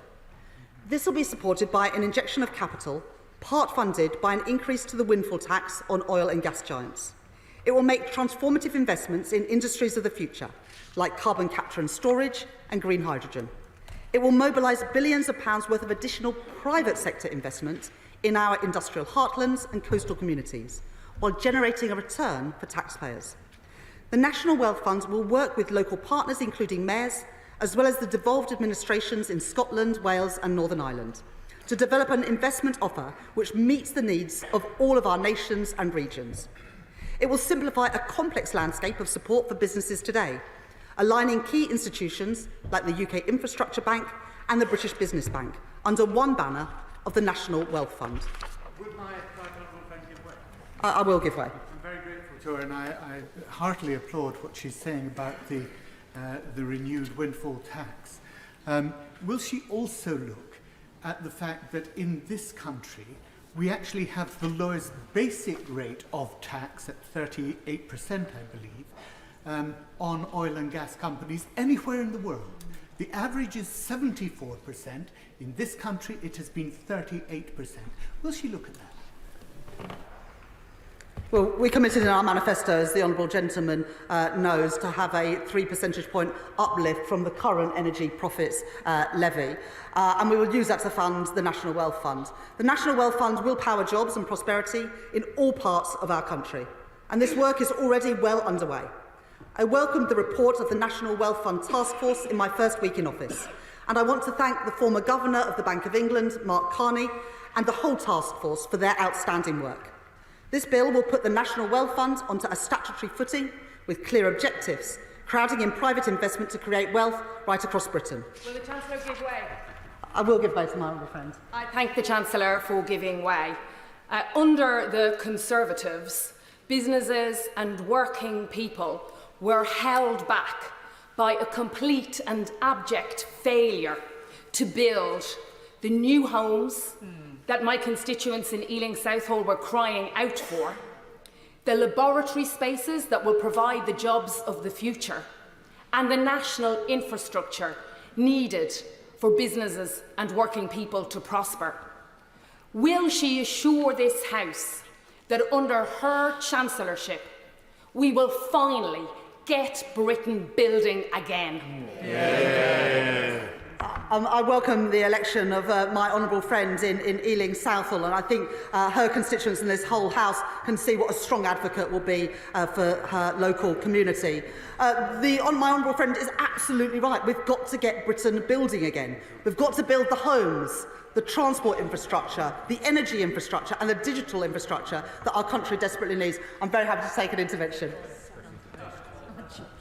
The Chancellor for giving way, but for giving me a chance to be intervened. But I can also ask the Chancellor this point. And when it comes to rebuilding and the house building programme that the Right Honourable Lady has suggested should happen, in the papers today it suggests that people who earn a £70,000 mortgage, £70,000 wage can't get a mortgage. In Northern Ireland, those on a smaller wage can't get a mortgage either. So can I ask the Chancellor this direct and hopefully positive question with a positive answer? Is it possible that the issue of mortgages and access to mortgages for those who want to have accommodation rather than rental accommodation, that can happen? And what can the Chancellor do to make sure that everyone in the United Kingdom, Great Britain and Northern Ireland can benefit, as the Honourable Lady has quite clearly said they will? Thank you. I thank the honourable gentleman for that intervention. One of the biggest challenges people have in getting a mortgage is building up the deposit. And that's why we've committed to a mortgage guarantee scheme to help those people who can't rely on the bank of mum and dad to be able to get on the housing ladder. That's a really important commitment, as well as that commitment to build the homes. Because frankly, unless you build more homes, you're going to find that home ownership continues to go backwards, as it did in the last few years. Alongside the stability and investment in our economy must come reform. Because to deliver economic growth requires tough choices. It means taking on vested interests and confronting issues that politicians have too often avoided. The last government refused to engage with these choices, and they refused to level with the British people about what was required. This government will be different. We've demonstrated that already with a series of reforms to our planning system, and we are bringing forward further legislation in the King's Speech to get Britain building. Today, I want to focus on another area of our economy where reform is vital: our pension schemes. People across our country work hard to save for the future. They want a better, more secure retirement with the most generous pension possible. At the same time, British businesses with high growth potential need capital to support their expansion. Pension funds are at the heart of this. There will soon be over £800 billion of assets in defined contribution pension schemes. But for too long, these assets have not been targeted towards UK markets. That has impacted British savers and it has impacted British business. The last government said that this was a problem too, and I welcome that acknowledgement. But they never introduced the legislation needed to make the change. We believe in deeds, not words, so we will strengthen investment from private pension providers by bringing forward the Pension Schemes Bill in the King's Speech. It will boost pension pots by over £11,000 through a new and improved value for money framework. And through an investment shift in DC schemes, just a 1% shift in asset allocation could deliver £8 billion of new productive investment into the UK economy. To ensure that the bill is as strong as possible, I am today launching a pensions investment review, led by the first ever joint Commons Minister appointed between the Treasury and the Department for Work and Pensions, the Honourable Member for Wickham, the Pensions Minister. Now, this will include a review of the local government pension scheme, the 7th largest pension fund in the world, to ensure it is getting the best value from the savings of nearly 7 million public sector workers, the majority of whom are women and the majority of whom are low paid. They deserve a pension that is working for them. Together, these reforms will kickstart economic growth by unlocking investment which has been tied up for too long. I've already given way to the honourable gentleman. Madam Deputy Speaker, I know... Could I just urge the House to think about interventions, because there is a very long list of members who want to speak and lots of people who want to make their maiden speech, and it would be great if you could all get in. Well, Madam Deputy Speaker, you'll be pleased to know that I won't apprise the House of every bill which supports economic growth in the King's Speech, but needless to say, there are many more. From the English devolution bill to transfer power back into the hands of local communities, to the employment rights bill to make work pay, and the Great British Energy Bill to take back control of our country's energy and create new jobs across the United Kingdom. Growing our economy flows through almost every word of this address. Madam Deputy Speaker, the British people put their trust in us on the 4th of July to fix the foundations of our economy, to rebuild Britain, and to make every part of our great country better off. I do not take that trust for granted. We will not let people down, and I am ready to deliver the change that we need. I know it will take time. I know it will require hard work, but we are already getting on with the job. By ending a reckless, chaotic approach to economic management, by putting politics back in the service of working people, and by making economic growth our fundamental mission. Madam Deputy Speaker, I commend the address to the House. Sarah Olney, Liberal Democrat spokesperson. Thank you very much, Madam Deputy Speaker. It's a pleasure to see you in the chair, and it's a real pleasure to be contributing to this debate on behalf of the Liberal Democrats, not just because I'm speaking on behalf of so many more of them than I used to, but also because it gives me an opportunity to welcome the Chancellor of the Exchequer to her place, to express my personal congratulations on becoming the first woman in the UK's history to hold the position. I'm personally delighted. I've spent many years working in banking and finance. I know how male-dominated those industries still are, and I wish the Honourable Lady well in her new role and look forward to working with her over the coming Parliament. The Liberal Democrats will be vigorous in scrutinising her plans, but we will always work in the national interest, and I can assure her of the support of these benches on all those matters on which we can agree. And I'm sure that one of the things on which we can certainly agree is that the Honourable Lady and her colleagues have received a dismal inheritance from the departing Conservative administration. The numbers reveal a dispiriting picture of low growth, high interest rates and a record fall in living standards, delivered by an out-of-touch and incompetent Conservative Party that took people for granted for years. Our constituents see this situation reflected in the increases in their mortgage payments, the hike in their energy bills, the prices they pay at the tills for their weekly shop. They see it in public services that are in a state of crisis and an NHS that is failing to deliver the care they need. Liberal Democrats welcome the sense of seriousness with which this King's Speech focuses on stability, reinvesting in our crippled public services and growing the economy. And while we welcome measures such as the introduction of an Industrial Strategy Council to coordinate policy on economic growth, the immediate and pressing problems that our constituents are facing in their everyday lives cannot just be addressed by centralised top-down institutions run from Whitehall. Our economy needs to grow from the bottom up, bringing prosperity to every community, taking away the barriers to entry for small businesses and enabling individuals all across the country to make the most of their skills and talents. And Liberal Democrats wants to see urgent measures introduced which will give immediate support to families and small businesses. While we were out on the doorsteps for the general election campaign, myself and my 71 colleagues heard clearly the message from our constituents that their biggest priority was fixing the NHS.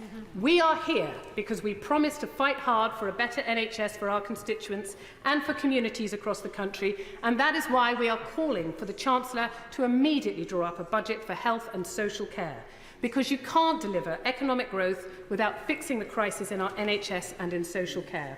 NHS waiting lists are at an all-time high. It can take weeks to see a GP, and it is now almost impossible to see an NHS dentist.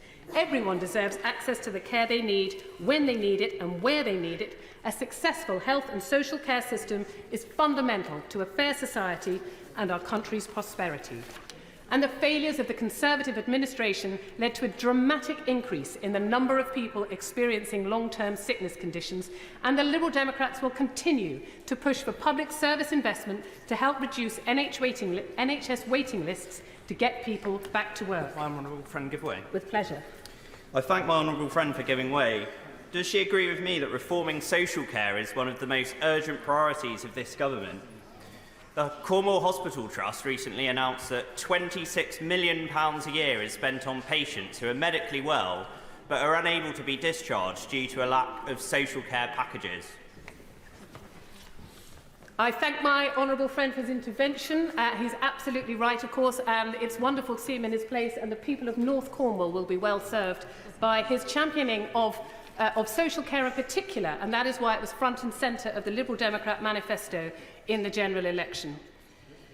The most direct way to alleviate poverty is to increase the money paid to the poorest households. We know that those of our fellow citizens currently living in the severest poverty are likely to be families with small children. Growing up in poverty affects children's educational chances and is likely to impact their physical and mental health, holding them back from achieving their true potential. Taking immediate steps to tackle child poverty should therefore be a priority. We believe that removing the two-child cap is the most cost-effective way of immediately lifting 500,000 children out of poverty, while helping to make costs more manageable for parents. This would have a direct benefit to families struggling with a cost-of-living crisis. Not only do we have a moral obligation to change this unnecessary policy, but it's the most cost-effective way of alleviating poverty with a broad range of economic advantages, including supporting more parents back into the workforce. So I urge the Chancellor of the Exchequer to remove the two-child limit on social security payments in her first budget to ensure that all families who need it receive immediate reassurance and support. But families of all sizes are suffering under the cost of living crisis and desperately need help. Our schools are increasingly having to battle the effects of poverty to ensure that children are able to attend school and have the best possible chance of reaching their potential. And too many children are distracted from their lessons because they haven't had enough to eat.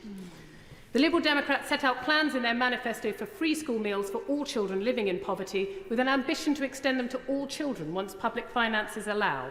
The Liberal Democrats are calling on the government to consider funding free school meals as a priority to alleviate the pressure on the finances of the families who are struggling the most, and it will contribute to positive educational outcomes that will benefit us all in the future. The Liberal Democrats welcome many of the measures in the King's Speech that aim to boost economic growth, and we support the government's objectives to make this a priority. We welcome moves to boost stability and to provide strategic leadership via an Industrial Strategy Council and to increase investment through pension reform.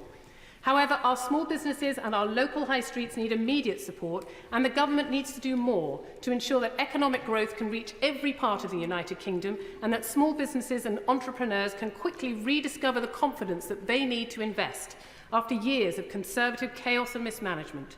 Liberal Democrats want to see more direct support which will impact local community businesses. We believe we need swift action specifically to tackle high energy costs, and we continue to call for business rate reform. A new Parliament represents a real opportunity to begin to properly rebuild our trading relationships with Europe.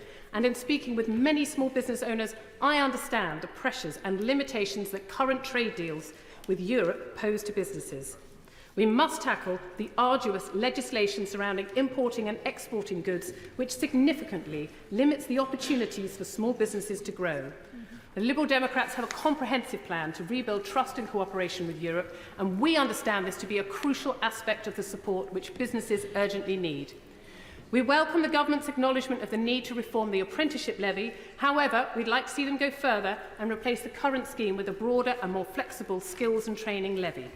And we hope the government will join us in encouraging the take-up of apprenticeships, particularly for young people, in supporting our calls to guarantee they are paid at least the national minimum wage by scrapping the lower apprentice rate. We understand the broad economic benefits of supporting the development of skilled workers and are optimistic of the advantages that this could bring to business. The recent years of chaos and irresponsible Conservative administration has left a substantial challenge for the new government to tackle. We do not underestimate the work which lies ahead of us, getting the economy back up and running, nurturing an environment which will allow businesses to thrive, and restoring the public services which provide care for people when they need it. My Liberal Democrat colleagues and I will hold the new government to account to ensure that they deliver on the promises which were outlined by His Majesty on Wednesday as we work to rectify the damage done by the Conservatives, rebuild our economy by supporting individual communities, small businesses and urgently investing in health and social care. Thank you, Madam Deputy Speaker. I think it is